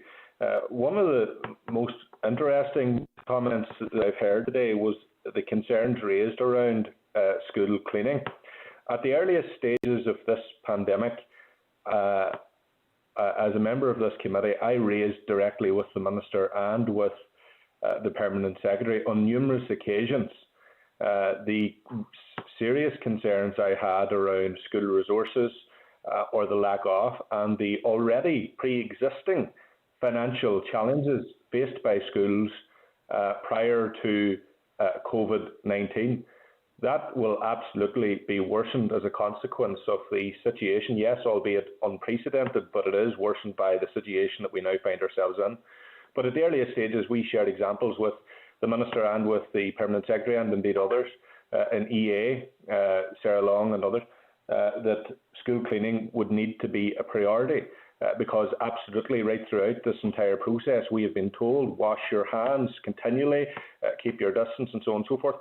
It just seems to me that given all the advice that we have received, and I'm saying this because I find it quite frustrating, but throughout this entire pandemic, we've been told, wash your hands continually, sing happy birthday twice in doing it, and to ensure it's done thoroughly, and also to ensure we keep our distance. Now, I'm absolutely supportive of children returning to schools, but it flies in the face of absolutely everything that we have been told by the Minister and others for months, and that was to keep our distance and to ensure our hands are washed. And the difficulty we have now is that we have children crammed into classrooms with no sufficient resources for schools to ensure that they can ensure the safety of staff and pupils throughout the school. And we're seeing the impact that is having on morale, particularly amongst the teaching and non-teaching workforce, because they're very, very concerned, as articulated by yourselves in the evidence you've given this morning. The difficulty I have is obviously, even if you take the issues around the return to schools, something as simple as cleaning is absolutely vital, because we've been told even touching a surface, a child or a teacher or a non-teaching member of staff can pick up the infection if the surface isn't decontaminated, if it comes into contact with someone that is indeed infected. So even the simplest of things haven't happened. And I don't know what your own judgment is of how the Minister or the Department or EA have handled this entire process. I get the sense from what you're saying, because there's a lot of concerns. But in my opinion, they've handled this entire thing terribly. It's been a disaster, in fact. And I'll go further. It does absolutely confirm. Authority are with us next, so you will be able to put those level of concerns to them, and just to encourage you to ask questions I'm of seeking our the witnesses opinion while they are of here. the others that are here, Chair, just in relation to the lack of financial support and resources. And I know it's been laboured already, but I want to just hear how important they believe that to be. And do they believe that the monies, although we haven't seen it actually come down to schools yet, is sufficient? Or is it simply scratch the surface exercise, which I believe the sum allocated is? It'll go nowhere near where it needs to go in addressing some of the serious concerns in relation to the financial shortcomings. I think, Mr. Crossan, the difficulty we have is we don't know how much funding is actually going to go to schools. And although the EA are saying that they haven't actually received any requests for additional cleaning, surely that should have been one of, when they were writing the plan, that the plan should have set out, here's where the money should have been, put towards. So we don't have any idea whether that money will be sufficient or not, because we're not sure of the demand and whether or not schools have been asked for an estimate of how much additional cleaning they would need in order to be to make the schools safe. I don't know if any of my other colleagues might want to come in and just add to that. Well, sorry, go ahead on. Thank you, Alan. Look, I think that the difficulties we're in arise from the fact that at the very outset, we probably got the strategic framework wrong. We took the leadership responsibilities of the principals and built a response system from that top down. Didn't build a team, didn't do team working, as I said earlier, in the schools, and involving all of the staff. And where you had on the health side, the civil service policy leads developing the general policy, you had the hands-on practitioners with expertise across the health service. You don't have that in education. The leadership teams in education, they're educators. They educate in the classroom. And I think the missing link was health expertise, guiding and developing that team working so that we would get it right on what we need on cleaning, on what you would need in terms of protection on the transport, of how classroom assistants and special needs assistants in the classroom setting, what they would need to do. So the missing link was expertise and guidance with a health focus to assist the leadership teams in the schools. And I think there's a fundamental flaw in how we're continuing with that strategy. It's got to be changed. It's got to be amended. Now, I think the PHA have copped on, and they've actually, as I said, and thank you, Member Humphreys, for responding to our suggestion that we become involved in that dialogue. That strategy has got to be changed. And the EA, yes, as the employing authority, have responsibility to get this right and have made mistakes. There's no doubt about it. But we all need a mechanism now to address those flaws, fill those gaps, and get a new framework going where we're all better equipped to deal with all of these issues. None of us have been here before, as I said, and there's going to be a lot of learning on the way. And I think that's what's at the heart of all of this, and how we might. And Maxine, our chair there, called for a review. The review has to address this question, and the sooner the better. Thank you. I think Denise raised her hand to come in at this point. Is that right, Denise? Yeah, and it's really just Anne's last point there, and that's what's critical. The new school day has been released, but we're now back at school. It's not too late to make the effective changes that need to happen. And that's what we want. We want to be able to play an active role in making sure that the return to school is successful and that it's safe. And so it's absolutely critical that the trade unions and that the people that are actually doing the jobs are now involved in that review and making those recommendations and having those recommendations acted on. Alan, you want to come in briefly as well there?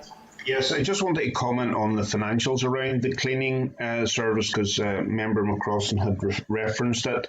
The Minister announced an additional £7 million of funding, and that equates to just over £6,500 per school, approximately £34 per day. Now, that funding also has to cover the cost of the cleaning materials and any cleaning time. So there's actually very little capacity within the funding package to deliver much cleaning. It's going to be ate up with purchasing the materials that are required to sanitize and all the rest of it. So the funding package is broadly wholly inadequate to address the needs of fighting this pandemic. Response? Yeah, Chair, that really does confirm the core concern that I have in relation to allocated funding, and you've broken it down very nicely there, and very worryingly, in fact, £34 a day, nowhere near sufficient at all. It would be lucky to cater for half a classroom, let alone for an entire school, particularly given the size of some of the schools that we have. So there is a very serious issue here in terms of a lack of resources to support our schools throughout this. And guidance, yes, is absolutely necessary, and we can have all the guidance in the world, but if we haven't got the financial, if we haven't got the funds to support our teachers and our non-teaching staff in schools to ensure safety of teachers and pupils and non-teaching staff, then we're wasting our time. And I do take on board absolutely the need for us all to work together to find solutions to the complex problems that exist. I do, but I do have a real concern that the Department of Education, the Minister and the Education Authority are just not listening, and that is very clear from a lot of the issues that have arisen over the course of this pandemic, because there's some great advice and guidance and concerns raised by the likes of yourselves as the unions, by teachers themselves, non-teaching staff, MLAs indeed as well, and it has all been ignored. And the flawed consultation process and the reopening of schools rightly proves that it has been flawed, and that is what gives me great concern. It's okay of us all discussing these issues, but if the Department and the Minister and the EA aren't willing to listen, then how are we going to get this right in the interest of the safety of our children, young people, and absolutely our staff within our school environment? That's the core concern that I have. But I want to thank you for the evidence that you've given. I think it's vitally important that we hear that, and certainly in how you've articulated down to the solid numbers of what exists. There is a severe worry there, and I just want to leave you on this question. In terms of the members, respectively, that you represent, how concerned would you say they are about the lack of resources and the risk exposed to them by a lack of resources in these schools in the circumstances which we're in terms of restart? I think you need to remember that our members have children in schools too. So our members are concerned because they work in the school environment, so they're concerned for their own health and well-being, but they're also concerned for their own children. And everyone wants to see schools reopening in a successful manner. But what we are seeing is that the department threw out the best plans that we had available to us and decided to go with the approach that everybody should be back from day one. And we think that's just going to lead to the chaos that unfortunately we're starting to see. Point. Can I bring Robbie Butler in, please? Thank you, Chair. Thank you all for all of your input so far, and the members have covered probably most of what you've brought to us, and I think this committee and every one of the members has spoken on much and many of those issues. I think it was Alan at the start had said about some of the unhelpful rhetoric around and our teachers, our head teachers and their support staff and parents who are sending their kids back are faced with a dilemma, because you have people who are in position who are COVID deniers, shall we say, and there's a plethora of unhelpful information out there, and then we have a lack of useful information to draw useful and safe plans of operation to have our pupils back. There's a little story goes about sometimes about how important it was to have the space shuttle cleaned before it was launched.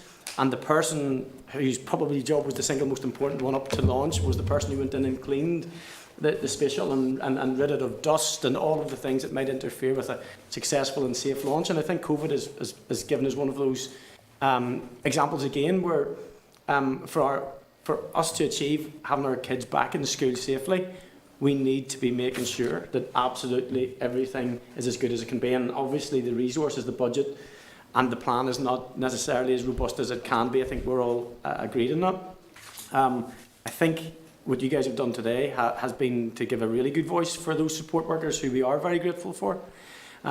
Because I know of stories, if you'll just indulge me, Chair, of cleaners in local primary schools, for instance, who go way beyond that role. They actually perform, because they have a heart for children, they perform an extra role, as do the helpers and drivers on the buses that don't just carry out the function that they're there to be paid to do. They have that pastoral piece which is given free gratis.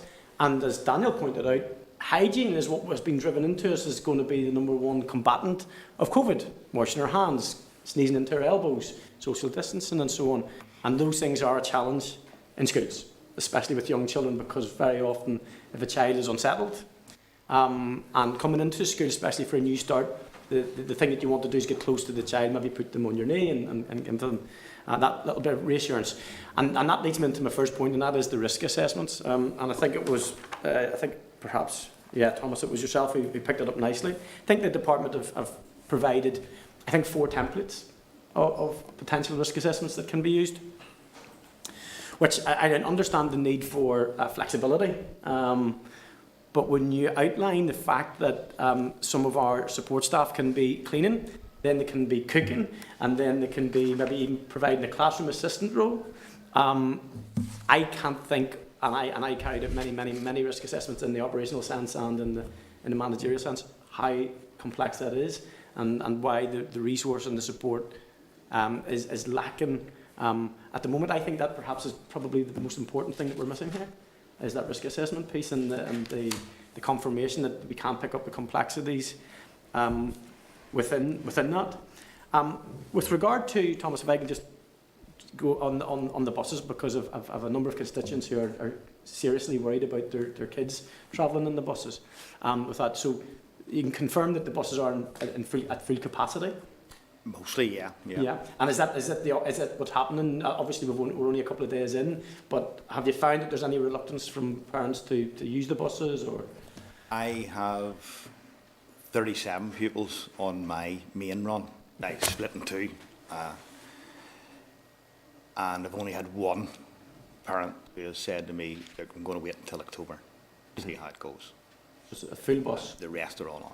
I think you'd illustrate it's a full bus up to 37 kids. The driver has... I have 37 on the run, but it's sort of like 25 or 12, just depending on the runs. It's split in 2. Yeah, and the helper will obviously be in. I don't have one. Don't have one. That's tough. Yeah. That's tough. Yeah. Okay. So I'm sure the committee will pick that up. And I'm just going to one more. Chair, I haven't got too many questions asked because I think enough information was given. But what I did really like. It was Denise was talking, talked about the additional hours, but then she said about the mental health of pupils and staff, and that's something that we talk about regularly, about the mental health of our pupils, and it's a priority for this committee. I know that, and it was good that it wasn't overlooked today. So can I ask anybody maybe to come in and speak on that in terms of any feedback you're getting from your members with regard to the increased anxiety that's on them, because as adults it's really important that we confer onto the young people in our schools that sense of confidence, but if we're struggling ourselves and we're suffering in that way, so could anybody maybe just talk a little bit about any examples that they've got coming to them from their members? Could I just say, I'm a lay rep, workplace rep, and in the week after the Minister's announcement of, I think it was around about 12th of August, the full school restart was announced, and in that following week, it was becoming clear social distancing on buses was basically scrapped. It was becoming clear that that included, I mean, my initial would have been, well, at least the escort would still have a metre distance. That was being scrapped as well. We were basically told, no, everyone's on, just off you go. My phone and I'm not exaggerating when I say it's from morning till night, and when I say night, maybe 10 o'clock for the full week in the run-up to the 17th. Never stopped, between ringing and text messages, and certainly from members who are worried and concerned. And risk assessments was the main issue, quite a few underlying conditions. A few weeks earlier, they were classed as clinically vulnerable. Now, clinically vulnerable was, the answer to that was, well, we're not shielding anymore, so off you go. So essentially, we're being told the generic risk assessment will do you. You don't need an individual risk assessment. So there was a lot of, and still is, a lot of anxiety, a lot of worry. And as I say, the age group of our workers and escorts, we're not all spring chickens anymore. It's an old, not the word, use the word old. We're older, We're all getting that way. Nice vintage. Just on that, I think all of our membership were very concerned, as I already have pointed out and you've just alluded to. 31st of July, a lot of them were shielding, and then come the 17th, they were back to school. And I mean, I know on one day we had 115 emails from our membership with regard to the return to school and their concerns. And I think one of the issues as well is, and someone made the point earlier, a lot of our membership, a lot of them are also parents or grandparents, and we all know how grandparents feel about their grandchildren. And there's a lot of concern and anxiety. But I know that all of the people who work within education have been doing their very best to reduce the anxiety for the young people and for the pupils, because they know that they need them to be settled in order to be able to learn. And I think a lot of there was articles, June time, where it was sort of basically we need to get our young people back and get them settled again before we can even start them on that learning journey.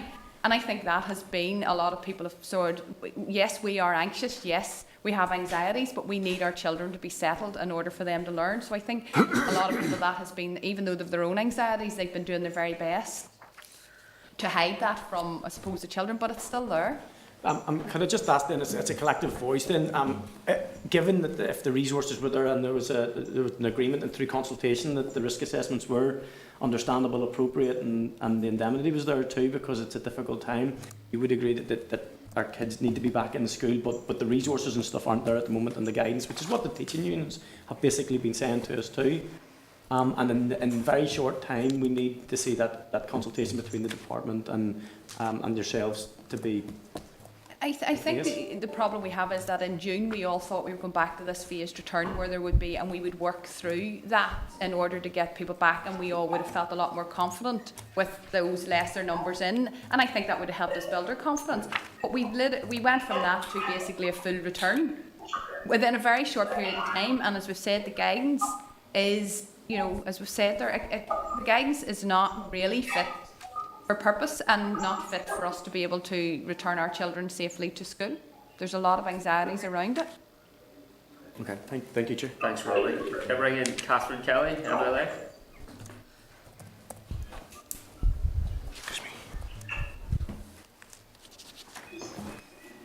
Catherine, can you hear us okay? Yeah.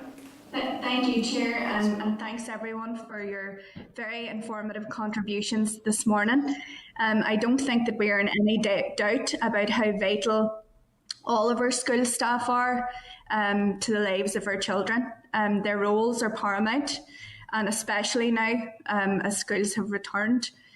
Thomas, you have talked about school transport and with first-hand experience. We've seen serious issues last week in relation to school transport. The EA bus drivers fearing for the safety of children and themselves on buses which were not yet ready. Have EA engaged with the unions about these serious concerns? They speeded up the process of putting up driver screens. In relation to consultation, in my experience, not really. It was just. I mean, there has been meetings. I can't say. I have to be honest. I wasn't at those meetings, so I can't say in detail. But there was a a slight speed up in putting the physical protection in, as in the cab screens. But again, I would just allude to the fact that hand sanitizer dispensers, cab screens, there's a shortage of PPE even last week. When I received my own PPE, I received about 50% of it. But these were measures that even if it come back to a phased return, these measures would have been needed to be in place anyway. So we're at a loss as to why this is all happening at the last minute. Really are. Thanks for that, Thomas. And just on you also mentioned earlier the fact that there are many dedicated transport drivers who have underlying health issues. And are you aware of the shortage of bus drivers currently, or do you foresee this happening due to outstanding safety issues? Didn't quite catch full of that. Is there a shortage of drivers? Or Yeah. That was it. Yeah. Not that I know of. Sorry, I did in our own area in Lisburn there. I know there was 2 drivers had to be brought in. A telephone call on Friday to come in Monday because there were going to be 2 drivers short, and that was just in Lisburn area. Due to vulnerability, I don't know of any who have had the risk assessments done and been told they can't return. I think the cab screen has played a big part, because with it being in place, essentially, well, I myself, for example, would have an underlying condition, but with the cab screen there, I feel safe. I'm totally protected, and I don't need to wear a mask or anything because of glasses, etc. The screens possibly I believe, were a major issue. EA obviously still feel not, in that they still would say, we're doing you a favour. Yeah, especially, Thomas, when that was something that should have been brought in the weeks beforehand, and it shouldn't have taken bus drivers to, set down their tools, close the bus door, and for it to actually be put into place. Just lastly, Chair, are you satisfied that the transport guidance for special schools is enough?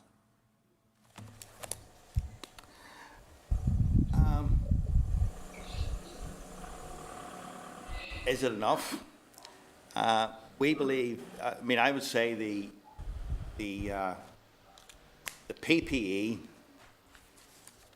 the visors given were quite well. Let's just put it. I was in the principal's office last week and I've seen some PPE being used by school staff, and I wouldn't put it in the same quality. I believe the social distancing should be involved in the special needs bus. But again, we're told that's scrapped as well. So basically, if the bus will take 2 wheelchairs and 7 pupils plus the escort, then that's what it'll take. I've concerns about that. Okay, Catherine. Thanks, Chair. Thank you, Thomas. Alan, do you want to come in very briefly? We're well over time now. Yeah, absolutely. And I just thought it would be important maybe to refocus some of the discussion, because the issues that have been referred to in relation to transport, we have equally the same concerns for the class-based staff, particularly the classroom assistants who work very closely with the children and young people. We don't believe there's adequate thought given to the need for them to maintain some sort of distance and also deliver their job. And that's something that really concerns us. We had our first meeting with the EA in relation to classroom assistants on the 28th of August, and we've been asking for that for weeks. And that was only to discuss the risk assessments. And some of the schools already opened. So, the thought given to this and the fact that we've had schools closed for months just seems to be all a very last minute approach, when we think there was ample time to put in place proper processes in a timely fashion. Can I bring in Maurice Bradley and then Justin McNulty to finish? Maurice? Thank you, Chair. Thank you. Just a few points, Chair. Most of the things have been covered, and I thank everybody very much for their presentation this morning. It's been very informative. Anne suggested a team approach. I would agree with that. Such an approach should be developed, and would also agree that any such body should have trade union representation within any committee that may be set up. Denise made a reference to a task force. I would ask Denise, if possible, how she would envisage such a task force strategy could be rolled out across different school settings. But I'd like to take up Thomas's points on bus cleaning and sanitising, not just for the yellow bus fleet, but also TransLink, private operators and private taxi operators where they are taking children to school and picking up children from school. If there is a risk to drivers and, where applicable, bus escorts, I think the DE and EA should be expanding the financial package provided to TransLink to cover the yellow buses and private operators also. Something I have brought up before. The need to fit protective cab screens between drivers and passengers is I think, something that should happen at the very least. As you have alluded to, Thomas, I'm one of those categories that has to shield and have been shielding. Drivers generally are of a certain age. Many, I would assume, have been shielding until recently. And measures should be a priority to ensure drivers are safe, bus escorts are safe, and passengers are safe. Would you agree with this approach? And perhaps could you advise me if it would be possible to set up a partnership with TransLink to use their external bus washing facilities where they are available? Okay. Thomas, if you want to say anything else in relation to the transport issues that Maurice has raised, and then we'll bring in Denise briefly on the task force question. In relation to the bus cleaning and a partnership with TransLink, some areas do have that, in that we can go in and use the drive-through, really. So it's really just the exterior of the bus. And again, they're not 100% brilliant, simply because the size of the bus aren't as big as the TransLink ones. So the buses are sort of half done, you could say, or 3/4 done. I would agree that there needs to be some sort of package set aside for the cleaning regimes, because it really is farcical. We're being given a cleaning regime which we just can't carry out, and when we're questioned about it to our sort of immediate line managers, all we're getting really is a shrug of the shoulders.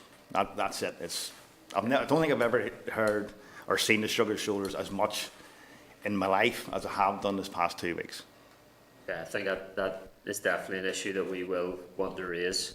Denise, do you want to respond to Maurice's question with regards to the task force? Yeah, I see it very much as linking in to the one school approach that Anne discussed. So it shouldn't be down to just the principals in the school to determine what the best practices are. Certainly they've got the overall responsibility. But what we need to see is that they take on board the advice from the catering lead, the cleaning lead, the classroom assistance lead, and the admin staff leads. But we're becoming aware of link officers, I think they're called, which are, I'm not sure whether they're employed by the department or by the Education Authority. And they have the responsibility of liaising with a number of schools in a locality. Again, that role can be enhanced, if you like, so that we do have a collective, so that where things are happening within given areas or given locations, that we have very quickly got a team up and running which can look at each of the different sectors. And as I said earlier, one of the issues for us is, if you look at the support staff within the school, many of them, and the vast majority of them, actually carry out multiple functions, because the roles are maybe only for 5 in the case of cleaners, they could be employed for anything between 5 and 15 hours a week. Lunchtime supervisors, it's 2.5 to 5 hours a week. So people take on multiple roles in order to make a living. So it's vitally important that we get an understanding from the people that do the jobs what the best approach and what the safest approach is. I'm a firm believer that those that do the job generally have the solutions. But again, it goes back to the guidance, and that's an awful lot of what we've seen with the transport issues that Thomas has highlighted. Because it says it's where practical, the guidance isn't clear. It doesn't say you must, you need, this is a requirement. So that's where things need to be tightened up. And again, the task force should be looking at strengthening the review and making sure that it's fit for purpose. Okay, thank you very much. Those questions. Morris, okay for me to move on? Yeah, thank you, Chair. Thank you, Morris. Justin McNulty. Thank you, Chair. Thank you, Alan, and Denise, Thomas and Maxine for your presentations. I can feel the anxiety, the worry, concern and fear from your presentations, and that's a fraught situation for you and your members. Touching on what Robbie has touched on earlier, I know this will have an impact on the mental health of all of your members, and I admire the fortitude, the determination of your members to still do best by the children and young people they're seeking to have play their part in their education. The one team strategy that you mentioned, Alan, in relation to schools, I think you're broadening that outside the schools to the department, the PHA, the Education Authority and the unions, to have all those people involved in making decisions and guiding the pathway forward. And I think what the problems have arisen from the compartmentalisation of each of those units where, as you know, the people on the ground know best and they should be involved in decision making.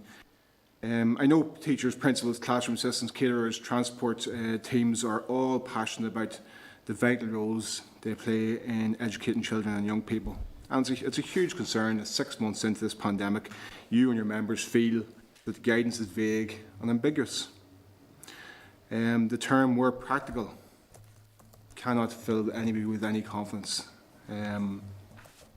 It's a huge concern that insufficient funding is there to provide for adequate cleaning regimes for schools, for buses, and for the necessary risk assessments to have been completed. A question for Thomas in relation to risk assessments, in relation to vulnerable pupils or shielding pupils. What is the guidance you have received and your members have received for children who may be vulnerable using buses? Next to nothing. Our members, if with a vulnerable child, specifically vulnerable, because obviously special needs buses, you can argue that all of them are vulnerable.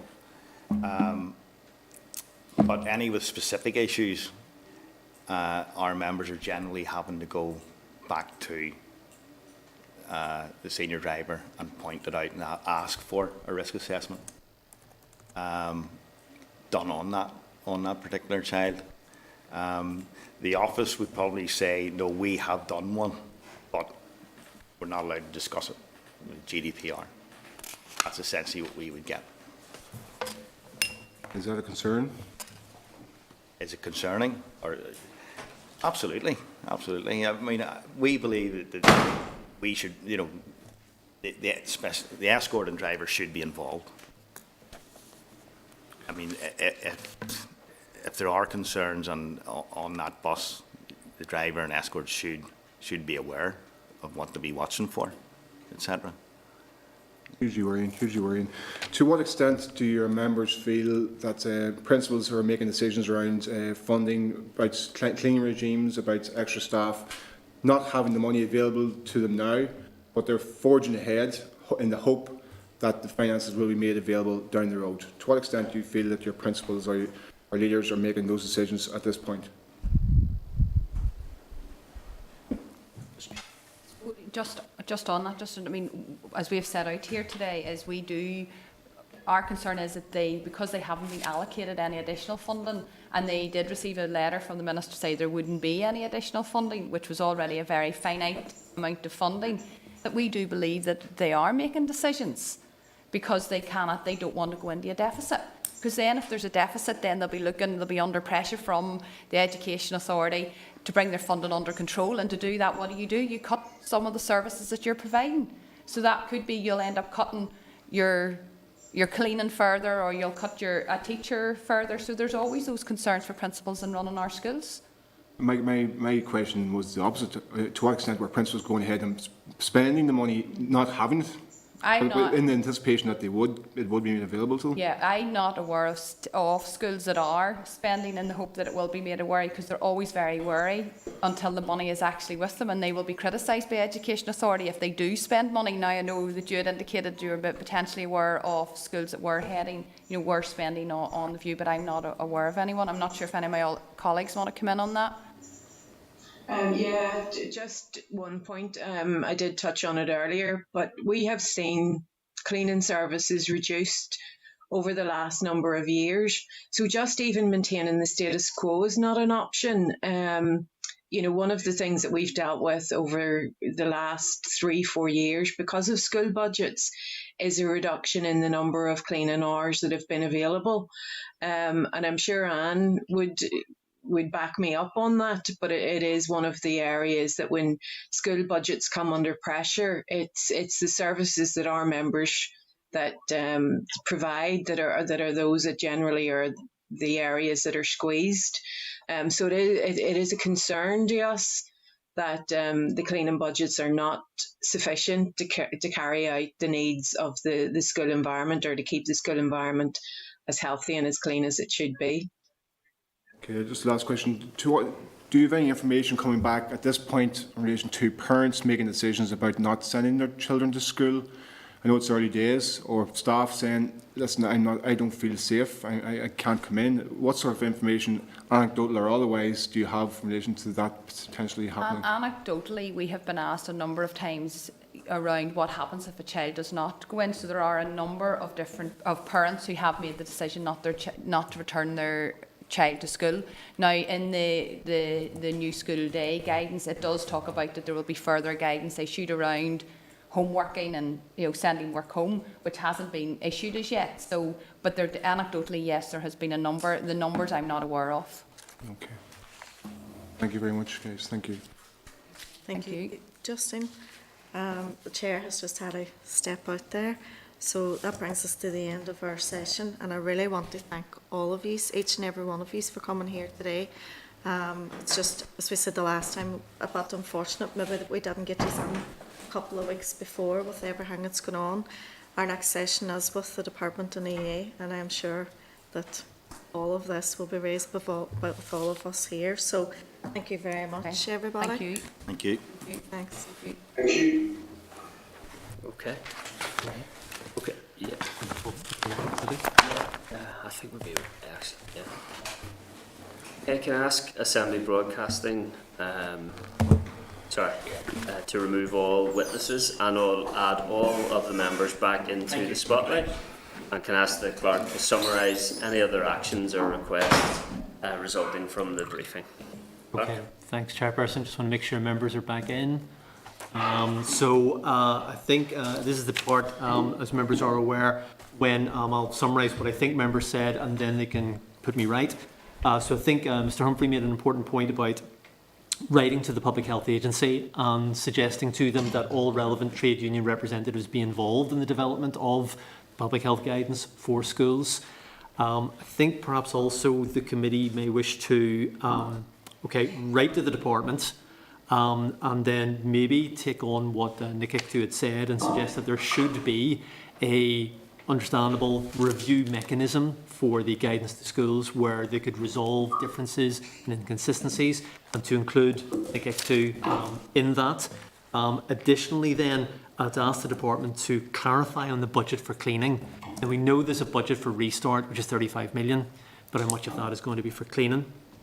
Then additionally, to maybe write to the Education Authority suggesting to them that they revise the cleaning protocol for schools and buses, and in doing that revising, they speak to NIC-ICTU to make sure that it actually makes sense, and in the process to flush out what this additional demand for cleaning is likely to be in schools, and then sort of marry that up with the money from the department, and to also clarify around the availability of masks for school transport, that 1 week's worth, which was mentioned, and also for them to confirm that there will be special guidance for classroom assistants in terms of the public health considerations. So members, that was all I got. If there's something missing there, members will indicate. Chair?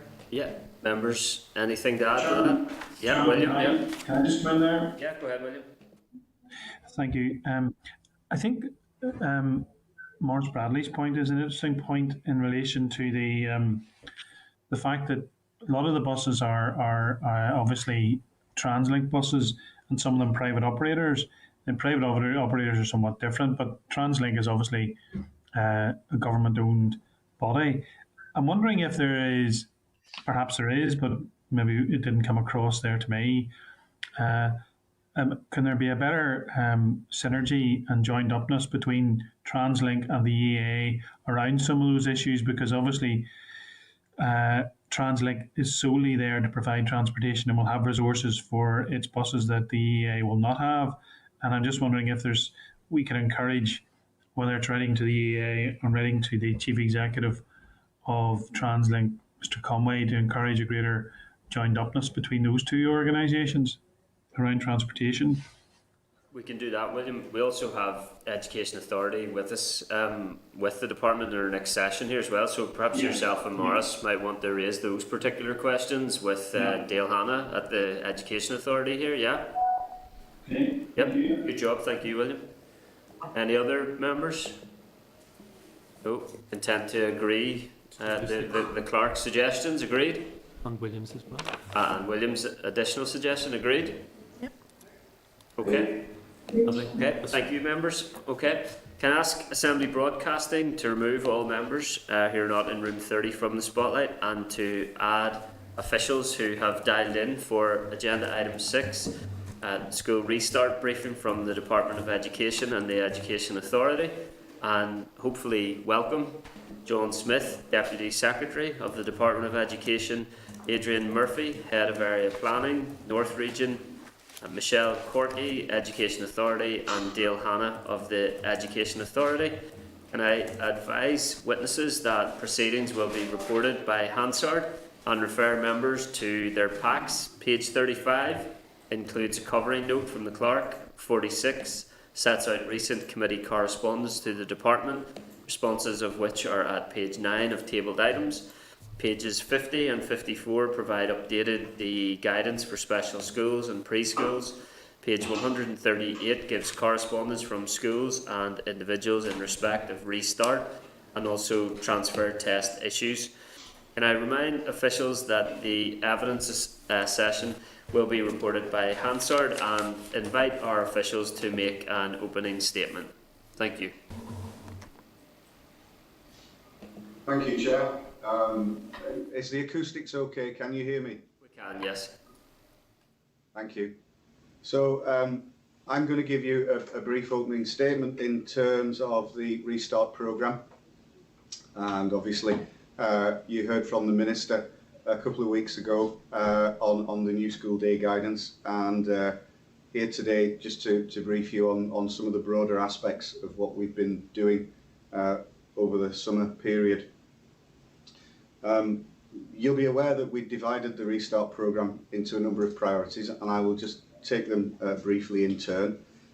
In terms of physical protection, we're working really closely with the Education Authority to ensure that the risk of COVID transmission is minimised, and obviously that includes making sure that there's enough cleaning equipment and hygiene and PPE available to all schools as appropriate when they need it.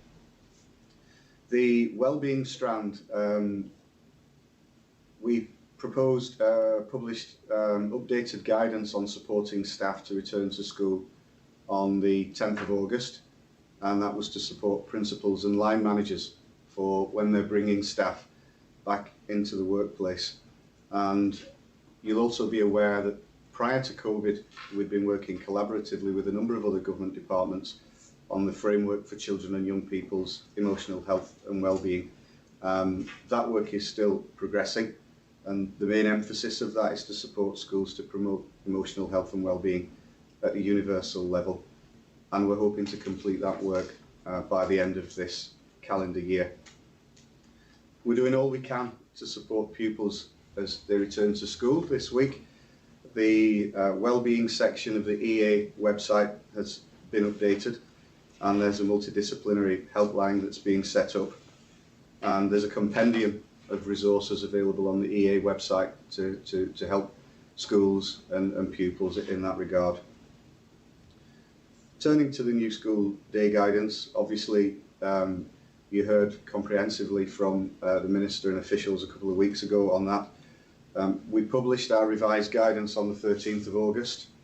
You know, keen to point out though that whilst we developed that at pace, it was a culmination of 3 months of effort involving ourselves and the PHA, the practitioners group and representatives of trade union side.